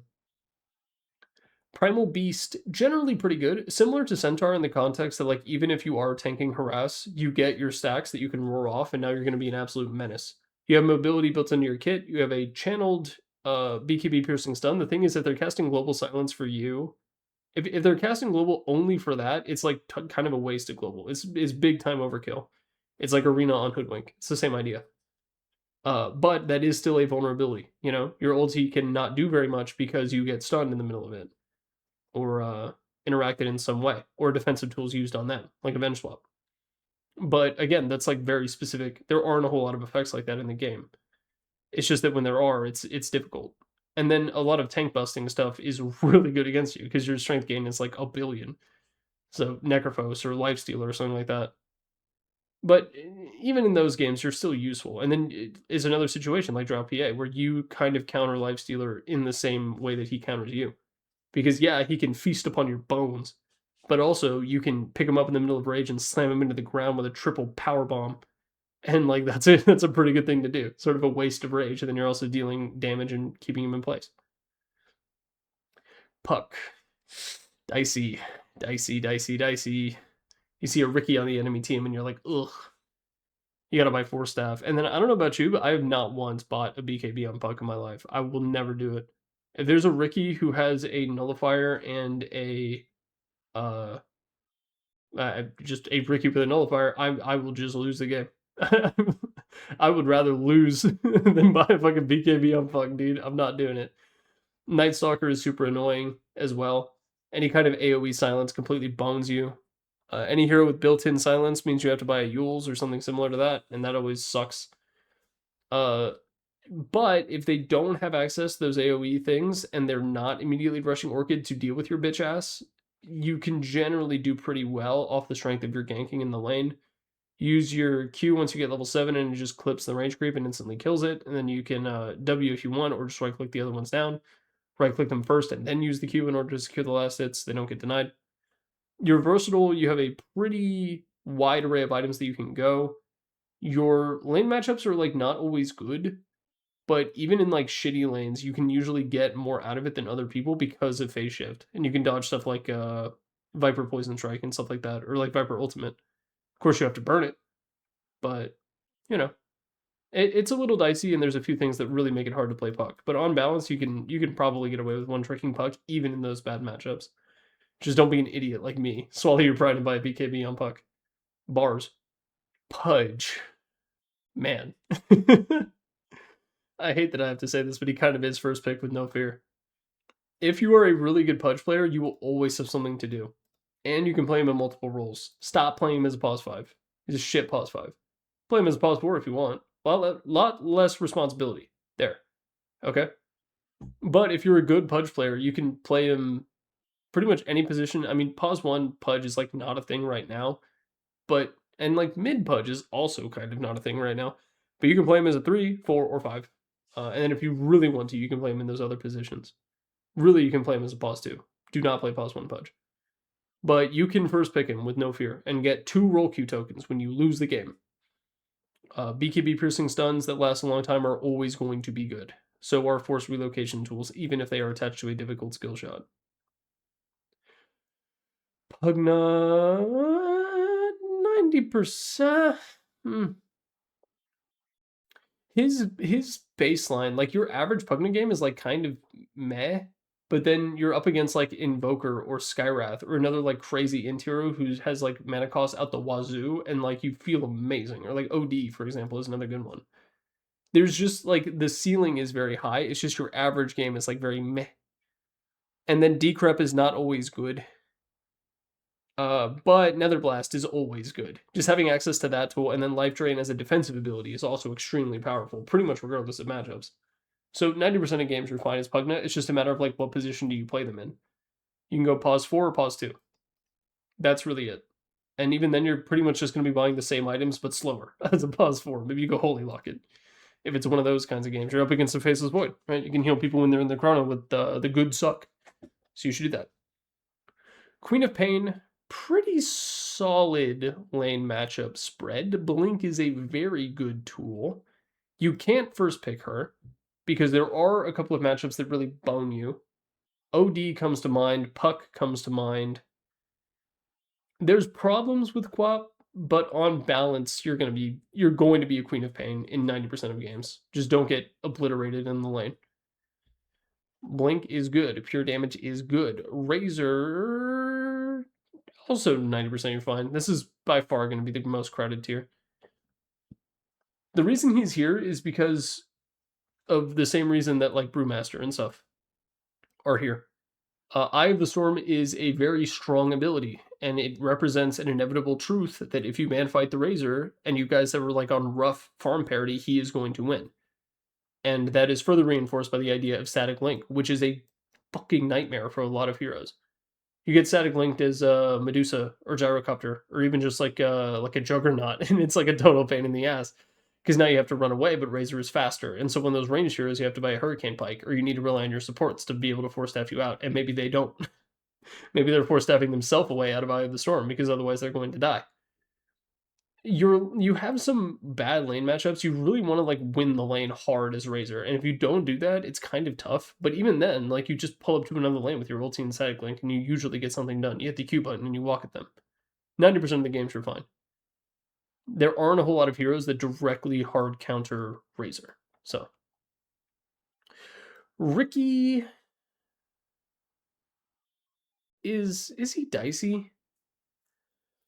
You are very reliant on your invisibility, right? More so than probably any other character. So if something does counter invisibility, like Slardar, for example, you're kind of boned. The thing is, even if they can see you, Tricks of the Trade is a very valuable tool for its defensive capabilities in addition to its insane offensive ones. And then you have Blink Strike. So you're very mobile even without the invisibility, so it's not the end of the world. Is he 90% you're fine? Well, He doesn't have a whole lot of versatility when it comes to positions. I think Ricky right now is like a carry or a mid, which is like not a hot take. I don't know why I presented that like it would be. I do think he's way better off as a carry. So you don't have any kind of positional versatility really, and then your items are all just flavors of how do I deal damage and do I buy a BKB. There's not a whole lot to decide on. And then if you are against those counter picks, like what do you do? Like you got Sardar ultied. Are you really gonna pop BKB for that shit? Or are you gonna go Manta, which is an item that like, works on you, but like not really. Ringmaster, first pick every game. Very wide kit. His power is very evenly spread through a bunch of the different things that he does. You put him in the box, has a very good defensive ability. Knives are very good harassment. Your ulti is like kind of shitty, but that's okay. You first pick him with no fear, and then you have the all the things you can get as a result of your facet. Rubik. First pick with no fear, but please, for the love of God, play him as a pause 4. Pause 5 Rubik is so shit. It's so useless. You need XP and gold. You need to have the privilege of not only being able to gank with your like base kit, but also the ability to go soak mid while your mid laner ganks the safe lane in order to like get gold and XP and get your ultimate as fast as possible. You need that. Like you need a blink dagger or an aether lens or some other kind of thing on him. So I do think he's locked to a pause 4. You can play him pause 2 Rubik. You have to be so good. Was it 9? The guy on Tundra who like was playing a bunch of Rubik in the pro scene? You have to be like that good, minimum, to be playing the 0 mid. Because if you're a shit Rubik player and you're trying to play him as a pause 2, like what you really are is you're a Fade Bolt, but Fade Bolt machine. And being a Fade Bolt merchant is not a terrible thing to be. But it actually is. What am I talking about? Play him as a pause 4, first pick him if you will. Cut off a shitload of heroes because no one wants to play against a Rubik. Sand King. Generally good. Generally good. The thing about him is like you're going the invisibility talent, right? Or facet.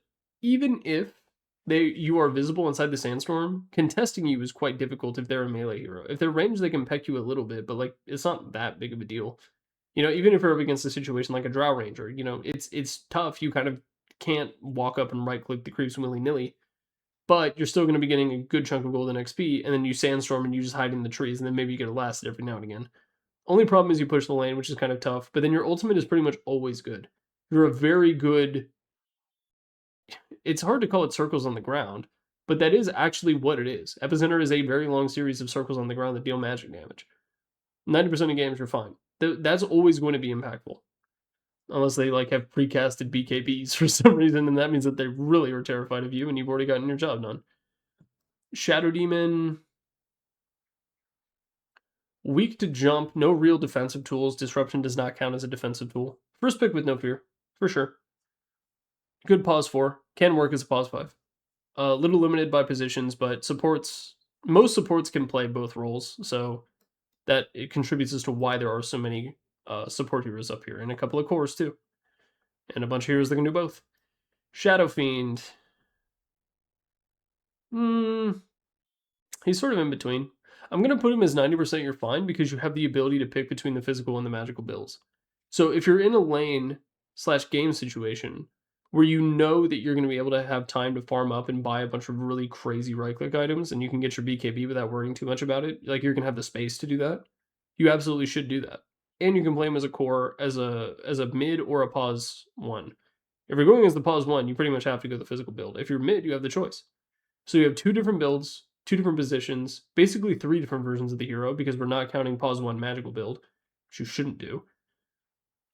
You're going to find a situation where hopefully you're up against either a melee hero, ideally, or you're up against a ranged hero who doesn't have a crazy long range, like a Lina or a Arc Warden. And in which case you're probably going to get at least something out of the lane. So 90% of games, you're going to be fine one-tricking Shadow Fiend. But every now and again, you're going to be like in the wrong lane, playing the wrong position situation, or you just get bullied because you pick Shadow Fiend. And you've activated the so-called free thinkers when there's a Shadow Fiend on the enemy team, and they gank you 4 heroes at a time. 90% of the time you're good, though. Shadow Shaman, first pick with no fear. He's a Shadow Shaman. Even when you die, there's a chance you don't die. What are you scared of? Silencer. Also pretty first pickable. Zero defensive tools outside of his ultimate, which is way better spent not saving his own life, but saving the lives of the rest of his team. But you also, in a similar way to Rubik, you cut off a metric. Rubik's right here. You cut off a considerable amount of the cast from your opponents playing the game. So if you pick this hero, you don't need to worry about Dawnbreaker or Enigma or Crystal Maiden or Witch Doctor. There's a bunch of heroes that just get like removed from the game when you pick Silencer, which is very good. It's you're basically building your own random draft when you pick Silencer in the first phase. And then if they did pick this heroes in the first phase blind, like good, you fuck them over, take them down good and proper, and steal their int. You can first pick them. You're not scared. You will die. They will jump on you and instantly kill you, but it's like, whatever. That's why you always save for buyback on Silencer, so when they inevitably kill you, you can still buy back and use your ultimate. Skywrath Mage, dicey. If they do not have a clear vulnerability to magic damage, you are not going to have a lot of fun, and then there's a lot of characters that counter you. Nyx Assassin is like by far the strongest example, but also just like a lot of heroes that have either damage reflect, methods of dispelling themselves that are not reliant on spells, which oftentimes like, carries by Manta, mids by BKB, all that kind of stuff. And then your lane matchup is like kind of vulnerable too. The current meta right now with this guy, if you want to play Skywrath mid, I've been experimenting with it. You basically build 4 null tallies, 5 if you want. Don't cast any spells until you're level 3, and then just mash your keyboard until the enemy mid laner dies. that's what you do. I mean, level 5 is like basically any odd number spell, but you go like 2 points in your Q and a point in conk shot, and like you can actually kill a good chunk of mid laners if they walk a little bit too far forward. But mid laners that you can't do that on, you can't really play them too well. And then you play them as a pause 4, and you really need synergy because you need to be able to keep them still, and you don't want to buy a Rod of Atos. You can if you have to, but you don't want to. He does well in a good chunk of games. You can pick him in the majority of games, and he will do something. It's just he has some massive vulnerabilities by the fact that he is so squishy, plus his mana pool is so high.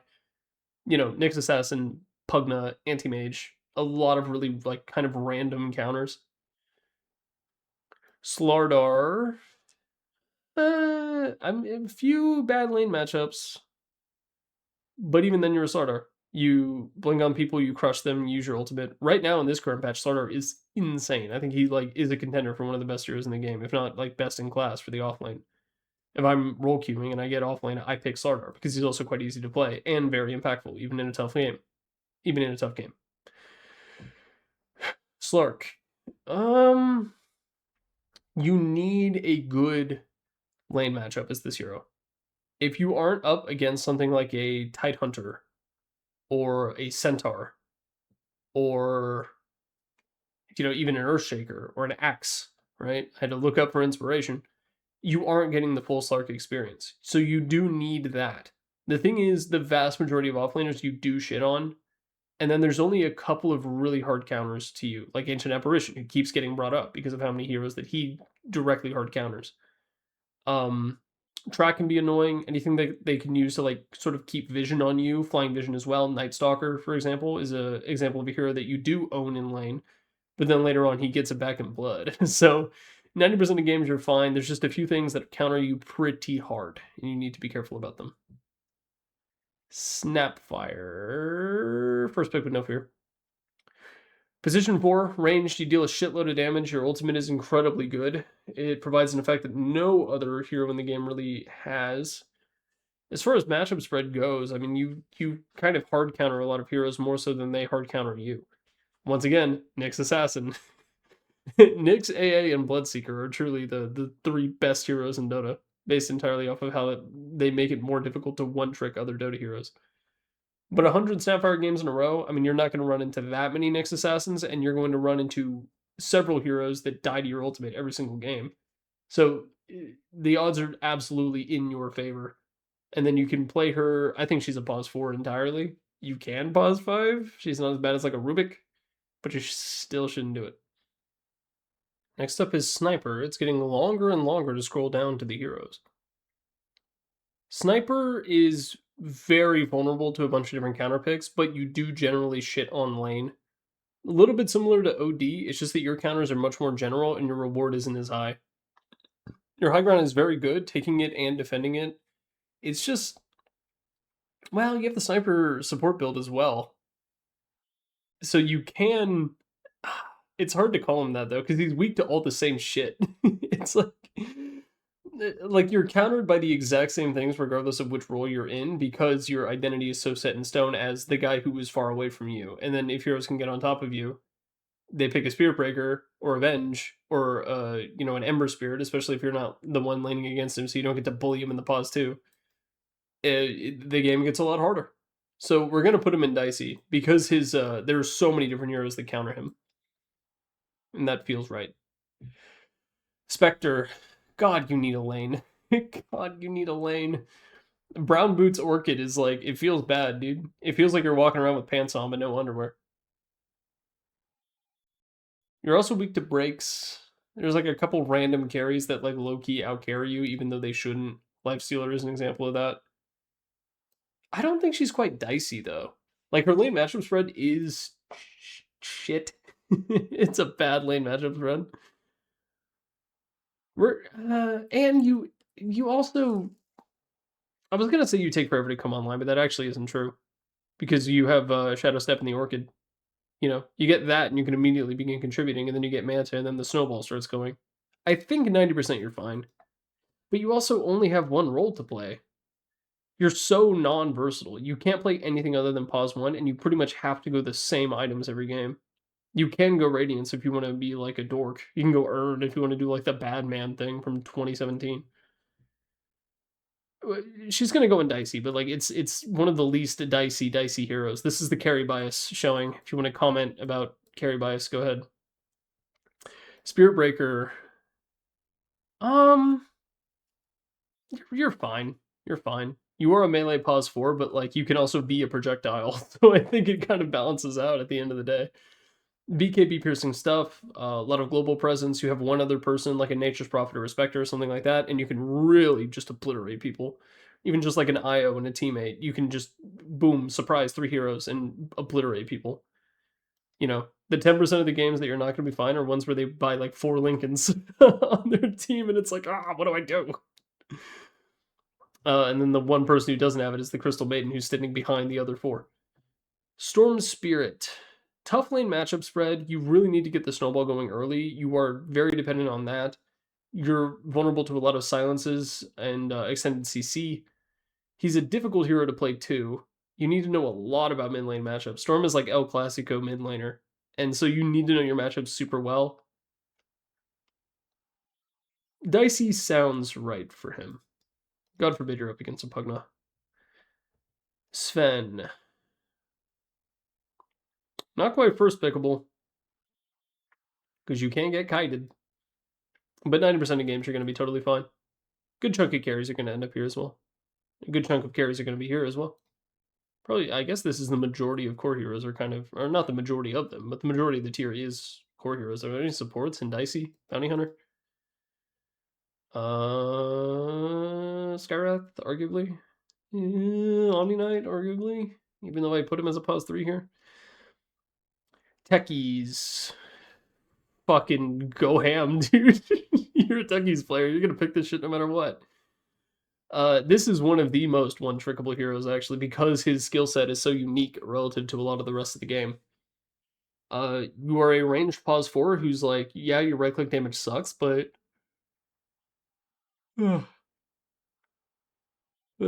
big ol' yawn. If you're listening to this in the playlist of Dota content to go to sleep to, that was a sign. Your skills are so specific, and you've spent so much time building them out that you're going to be first picking him with excitement. It's not even a lack of fear. It's the opposite of fear. You're hype as shit to play this character. First pick with no fear. Templar Assassin. Weak to dots. Really only... I mean, you do see her played as a mid. I think she's better as a carry these days. But the dot weakness is huge. Like, you're weak to dots. You're also weak to invis detection. You're also weak to damage reflection. You're also weak to, like, anyone who can deal sustained damage or like handle your physical, because like all you do is physical as well. You're a bit like Kez in that capacity. And you need to be against a melee hero for ideal circumstances, though you don't have to be. I'm 90% of games you're fine, because like even without, here's the thing: if you don't have the damage block from refraction, that's okay, because the items that you build make you tanky, and then your natural stat gain, you're not like a frail little bitch, even without refraction. It's just a nice thing to have, and it can be crazy useful if you're up against like an OD or something like that. And then meld, the majority of the time you're using it, you're not using it for the invis anyway. You're using it for the anti-armor. So you're going to be in meld for like a tick, and then you come out. So it's 90% of the time you're fine, because the ways that you are countered, there are multiple ways to counter you, but those things don't hard counter you. They take away one of your tools. But you have quite a few tools. Psionic traps are good no matter what. Terrorblade is dicey, mostly because of the game plan. He is a little bit of a gyrocopter in the sense that you need a shitload of items, and you need to be in a specific game state in order to make the most of your character. You can split push. A bad Terrorblade game is rough, but also if you're up against an offlane that deals a lot of magical damage, like, oh my god, it's painful. I remember I played Terrorblade like on a whim a while back, and then I wound up playing against like Windranger Phoenix, and I was like, fuck my stupid Baka Chungus life. It can be tough, man. The Terrorblade life is not easy. Very strong hero, very satisfying to play. You feel like a magnificent bastard when you do well. But if you don't do well, you are a poor little meow meow, and your flavor text is the worst in the game. Tidehunter, low key, is first pick with no fear, except Slark. It's like Slark and Ursa. Even Ursa's not that bad, in my opinion. It's pretty shit, but it's not as bad. It's not as bad as Slark. He's kind of first pick with no fear, actually. The only problem is you are a pause 3. There's no versatility in the kind of position that you can play. Position 1 Tidehunter, I've seen it. It's a meme. Position 2 Tidehunter, I haven't seen it. It's still a meme. It's just the small handful of like Lifestealer and Slark, and then you play into and you're like, ah. But that's it, you know. But he's gonna go in first pick with no fear. He's gonna do it. We're gonna do it to you, boy. Timbersaw, kind of dicey.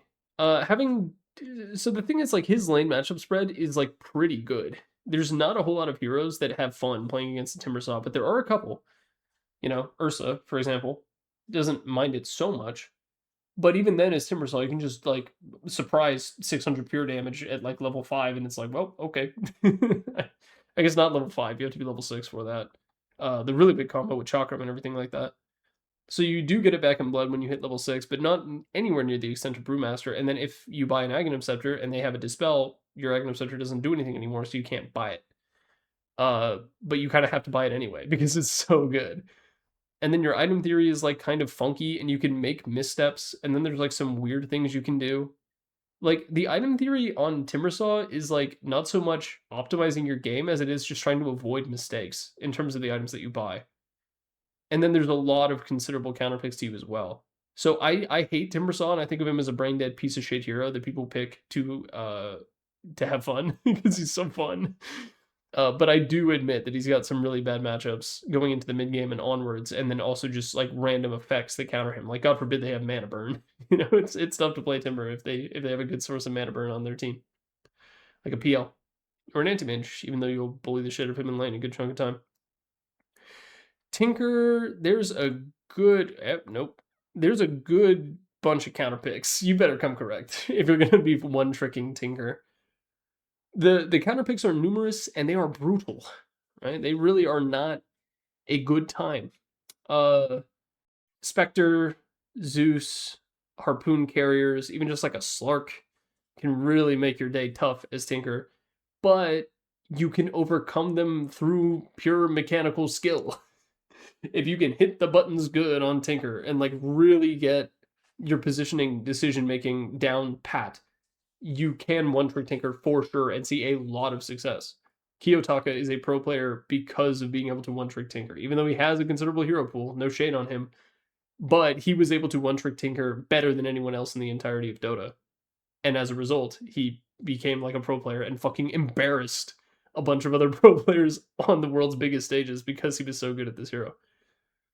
So you better come correct on Tinker. You can get away with it for sure, but you need to know how to play into bad matchups. And even like the games that aren't bad matchups, you need to lock the fuck in, because if you die once, it's like the game's kind of over. He's an incredibly challenging hero to play to a very high degree. So he's a you better come correct. Very strong hero though, if you were good at him. Tiny. Said it at the beginning of the video. He can play all 5 roles. 5 is sus, but you can do it if you have the right lane combination. Bunch of different items that you can go. Bunch of different build concepts that you can do. Bunch of different playstyles. He goes on first pick with no fear. Treant Protector is probably also the same. Melee support, bad thing to be, but you have living armor. Your Q is a shitty spell. Your W is okay. And your ultimate is extremely strong. You can first pick him and you can be confident that no matter what matchups you're going into, both in the lane and in the entire game, you're going to have an impact. Even if that impact is delayed slightly. Your reaction times might be a little lower when you're picking Treant Protector. Troll Warlord is like, you're pretty good in 90% of games. There's a couple of nightmare matchups like the Razors and the AAs of the world, but like those counter a lot of different heroes. Razor really shits on you. Abaddon also shits on you too, kind of ruins your ultimate. Axe is a total pain in the ass because you're a hero built around accumulating attack speed, and if you get low enough, even if you pop ulti, he can Culling Blade you and you die, and you lose the game. So there are like probably around 10 heroes that are like nightmares for you, but outside of those, like you kind of don't get countered by a whole lot of heroes. And then a lot of the heroes that counter you are the heroes that counter everyone, like AA and Bloodseeker and Doom. And you know, Doom counters everyone, and therefore Doom counters no one. That sort of situation. Tusk. You can play him as a rogue 3. Tusk mid isn't really a thing. You can play him as a pause 4. It's sort of a flavor of the month to play him as a pause 5. He is a difficult hero to play, though, and the skills that you need to express at all of his different positions are quite different. It's just there aren't a whole lot of heroes that counter you. It's just that the hero himself is difficult. I think he's fine in 90% of games as a result. You have to be pretty good at Tusk in order to one-trick him, but like the matchup spread is fine. Sometimes you're going to be useless as a pause 4. Sometimes you're going to feed out of your mind. Sometimes you're going to pop tag team and your lane partner is just not going to give a shit. And that's the way the cookie crumbles. But a lot of that is just related to your skills as a Tusk player, not so much who you're playing against. You know, Bolt's a double range lanes, melee plus 4. He goes in, 90%, you're fine. Underlord, low-key, he's up here with Tide. Him and Tide. Even in really bad matchups, like a Slark, for example, you creep aggro, you get 3 points in your queue, you can farm the jungle faster than he can, you can sort of claim that big part of the map, and then your ultimate is an amazing utility tool, super good, global gank presence, not only for you, but anyone who happens to be near you when you cast it. You throw circles on the ground, and the circles do things. You know, a big chunk of his kit is the Atrophy Aura as well. That's going to be good against everyone in the entire game, pretty much no matter what. Base damage is a significant portion of pretty much every character's damage. So he's going to go in first pick with no fear. You shouldn't first pick him, but like if one of your supports is being a piss baby and refuses to pick, and you're already down like 25 gold, or I guess it has to be an even number, but you get the idea, you can pick Underlord and you're not going to be that upset. If you have to first pick an offlaner, it's like him or Tide. Or I guess Magnus. You shouldn't do that, but well, I guess you can. Earlier I said that you could, and let's not argue with past me. Undying. If they're good at dealing with Tombstone, if there's something like a Gyrocopter or a Snapfire, it's really tough, but like 90% of the time you're fine. What you really want is to be up against a dual melee strength lane. And like, how often does that shit happen? But even if you're not up against those kinds of things, you're still pretty good. And then there's something to be said about agility heroes with really low HP totals, like Anti-Mage and Terrorblade. You do pretty good against them too, because when you're taking away strength, it's like a overall larger percentage of their HP. Generally pretty good. Can be a melee pause 4. Even better is a melee pause 5. Being a melee pause 5 is better than a pause 4. Ursa, 90% of games you're going to be alright. There's a couple. You're really just countered by a bunch of people buying a fucking Yules. You play the 0 against like 3 Yule Scepters, and you're like, come on. You buy a Nullifier, and they start using it on you instead. It's tough sometimes. being an Ursa. But that's not so much related to the matchups.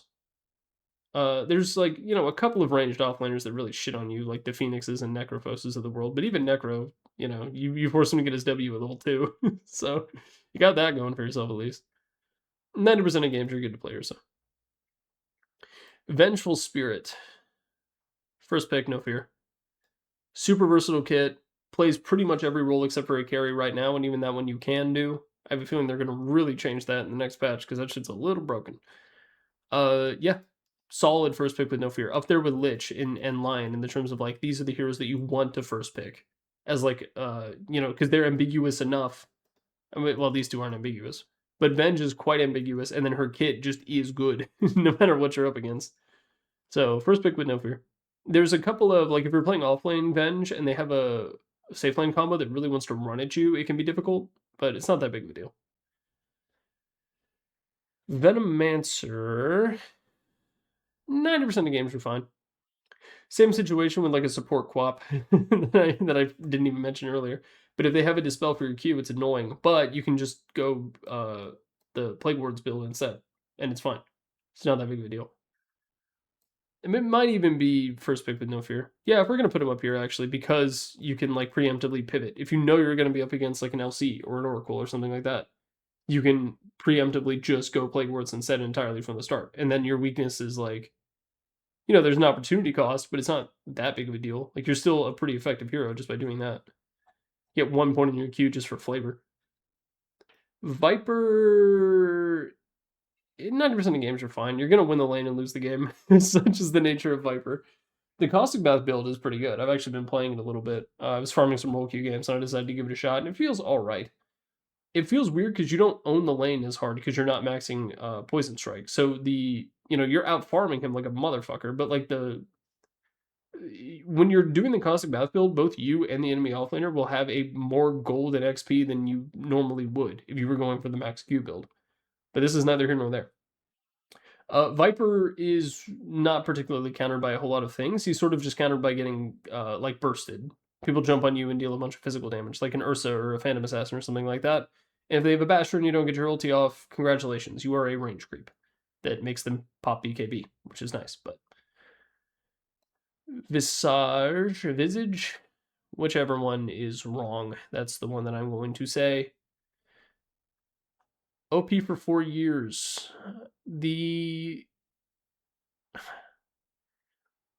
Your position matters quite a bit. Because if you're playing Pause 3 Visage, you're sort of playing more so like a Legion Commander than you are a Centaur Warrunner. Because you want to play like an Assassin type Pause 3. There aren't a whole lot of those in the game. You can play support Visage as well. It's bad. Mid Visage is also, like, I think kind of underrated. You sort of just spam Soul Assumption on the enemy mid laner. The problem is it's harder to gain charges, but like even without charges or very low charges, it still does a ridiculous amount of damage. I think Visage is like fine in 90% of games, but he's a little bit like, you could say he's dicey if you're a Visage player, and I'm not going to argue with you. Visage player, whichever one is wrong. Void Spirit, you better come correct. This is like almost straight cheeks. He might be straight cheeks. No, not quite. He's in the same vein as Ember Spirit. Because like, you are so vulnerable to any form of cheese. If they pick like a Meepo or a Broodmother or a Huskar or a Viper, like, you do not get to play the game. You get your Void Spussy turned out, which is a bad thing to have happen, as the name would imply. The only difference is that he actually loses to Ember in the mid lane because he gets Sleight of Fist spammed on him and he has to walk away like a bitch. Which is part of why I would kind of want to put him in straight cheeks. But outside of the lane situation, he is versatile enough and he can go, I mean, he's a universal hero. He can buy whatever item he wants as long as it gives him some kind of utility and or damage. You don't even need to worry about regen because if you're innate. I mean, you have to do a little bit, but like, don't shut up. He's going to go and you better come correct. Pretty high skill ceiling despite him having... He's probably the easiest spirit, but he still has a very high skill ceiling. And if you're very good at the hero, you can overcome bad matchups. And there's a bunch of like little tricks you can do if you are up against a cheese lane, but you're just not going to have fun even if you're doing all those tricks. Warlock, super safe. Super safe pick, built-in game plan, throw fatal bombs in the wave, push it out, pull. Your right click is mid. Golems are always good because they're amazing for both fighting and pushing objectives. You can kind of take the game into your own hands if you want to get the Girls' Night build. Buy a Heart of Tarask, second item. Or no, third item, because you want to go Aghanims and Refresher. And then you go Heart of Tarask for Blessings of and then your Golems deal a shitload of AoE damage. Very fair, very balanced. Weaver is dicey. Is dicey, man. You are a weak little bug and you're going to get scorched if they have the right tools to deal with you. Very vulnerable to magic burst. Pretty much any kind of stun could be a death sentence, like even the small ones. Maybe not Sardar Crush, but like anything longer than 2 seconds, you get hit by Weaver and you're like, well, I'm gonna die. You get caught on this hero and it's tough. And there's a lot of heroes that are very good at catching you out. You know, they have a Night Stalker or something like that. Life is pain. They have a Ricky. Life is pain. You need to go at BKB very early on, and you don't want to do that as this hero. Dicey for sure. Wacky matchups, Red. Wind Ranger, low key first pick with no fear. Like, you are weak to magic damage. The thing about Wind Run is, like, not only does it make you immune to physical damage, but you also can just walk away. You just run. It's not that big of a deal. You can play her as a pause 4. You can play her. There was some pause 1 carry play in the pro scene recently, which I'm happy to see. I like Wind Ranger carry quite a bit. You can play her as a pretty much everything except for you can play her 5. Like, you really fucking shouldn't. Super versatile. You can go a bunch of different items. You can do a bunch of different things. You can play 4 different roles on Wind Ranger, and then depending on the patch, you can sometimes play all 5. She's going to go in first pick with no fear as like another core that's in this category. But even if you're playing her as a mid, they're going to think you're playing her as a pause 4. So she's able to go here. All right. Last 4. Winter Wyvern. She is hard to play, but like low key, you can first pick her for 100 games in a row. You got to be good. I'm assuming you are. But there's always going to be situations where your ultimate is very good. Your Q is always a pain in the ass in the lane because there are dispels in the lane. Is her Q even dispellable? I don't even know. I've never even bothered to try doing it. Like, if I'm playing LC and I get hit by Winter Wyvern Q, I am not spending the mana to get that off of me, even if you can do it. First pick with no fear for sure. Witch Doctor, same category. Versatile support, play him as a 4 or 5. You can play him as a mid, and I think he's actually not that bad as a mid. He wins a lot of mid matchups that you don't think he wins, but like, trust me, he actually does pretty good. And then there's a bunch that you do think he wins, and he does. Like Spirits, for example. He can bully a lot of very fair characters because Coconut does a lot of damage, and there's no other hero to like soak up the hits for you, so it's a lot easier to create the situation where Coconut is extremely highly impactful, and Maledict is a fucked up ability. You just don't have room control. And that's as a pause 2. You know, as a pause 4 or 5, you just get to be a Witch Doctor, which is a great thing to be. He's having more fun than you. Wraith King. You're weak to mana burn, but then you're not. You can first pick Wraith King. Like, you're not that worried about it. Even if the lane is shit, like, it's kind of hard to have a shit lane as Wraith King because the skellies and your stun. Just a little bit of help, you can get a kill. Once you hit like level 5 and you get the 6 skelly charges, it's pretty easy to get a kill. Obviously not true for every single lane that you're in, but even if the lane is bad, you can just jungle, and then you're still a Wraith King. So, not a whole lot of carries have the Brewmaster thing of like, fuck it, I'm 6, I'm a Brewmaster. But Wraith King actually has that. Even if you shit on the Wraith King, he's still going to be a Wraith King. And he's really good at recovering. So you can pretty confidently first pick him. Even if he, and he pause 3. Pause 3 Wraith King is the thing. If you want to play Unethical Dota, go pause 3 Wraith King and rush Drums of Endurance. and then pop Skellies and then pop Drums when they're aggroed to an enemy hero, and they will die. And it's very funny. Zeus. Also low-key first pick with no fear. He's versatile. You can play him as a pause 4 or a 2, and it's pretty ambiguous if you do first pick him. Lane matchup spread is very even. If it is bad, you stack camps and you farm them. He's a very simple character, and he benefits quite a bit from that. And he's easy to play. So, there you go. If you want to one trick, which I highly discourage, you know, you can have a main. You can have like, I'm going to play 10 games in a row of this hero.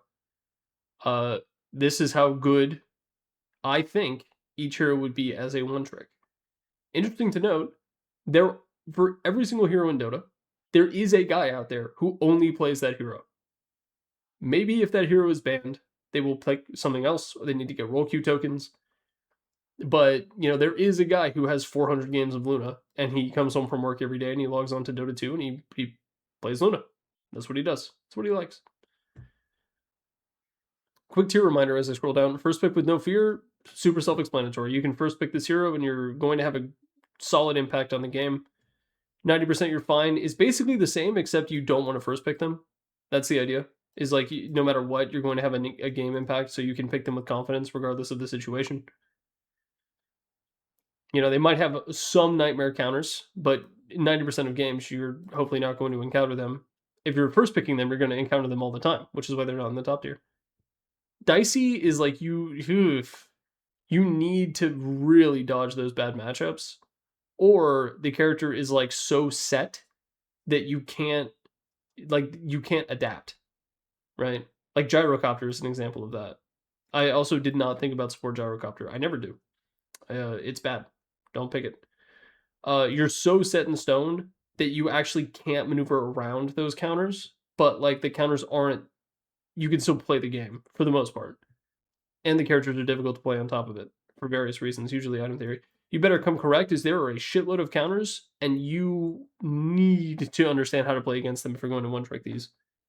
Like, and a lot of these heroes are, you know, not difficult to play necessarily. Like, Nyx Assassin is not a mechanically difficult hero to play. But he's like, his tool set is such that like the lane, especially for Nyx Assassin, is like you need to come correct. You need to be able to do generic support stuff very well, and you need to have a really good game plan going into the mid game. And then curiously enough, I didn't expect there to only be 2 heroes in straight cheeks, but playing 100 games of Enigma in a row would fucking suck. You'd probably have a negative win rate. And the same is true for Medusa. You really need to think very carefully about when you play these heroes. And if you just pick them generically, if you default to playing them, you're not going to have a very fun time. So there you go. That's the tier list. Let me know what you think I'm wrong about in the comments. I'm sure there's plenty of disagreements. The guy out there who plays 4,000 games of Batrider, I'm sure thinks that he's probably first pick with no fear. But that guy's a psychopath, and he is the Spiders George of Batrider players. Thank you very much for watching, and peace on planet Earth.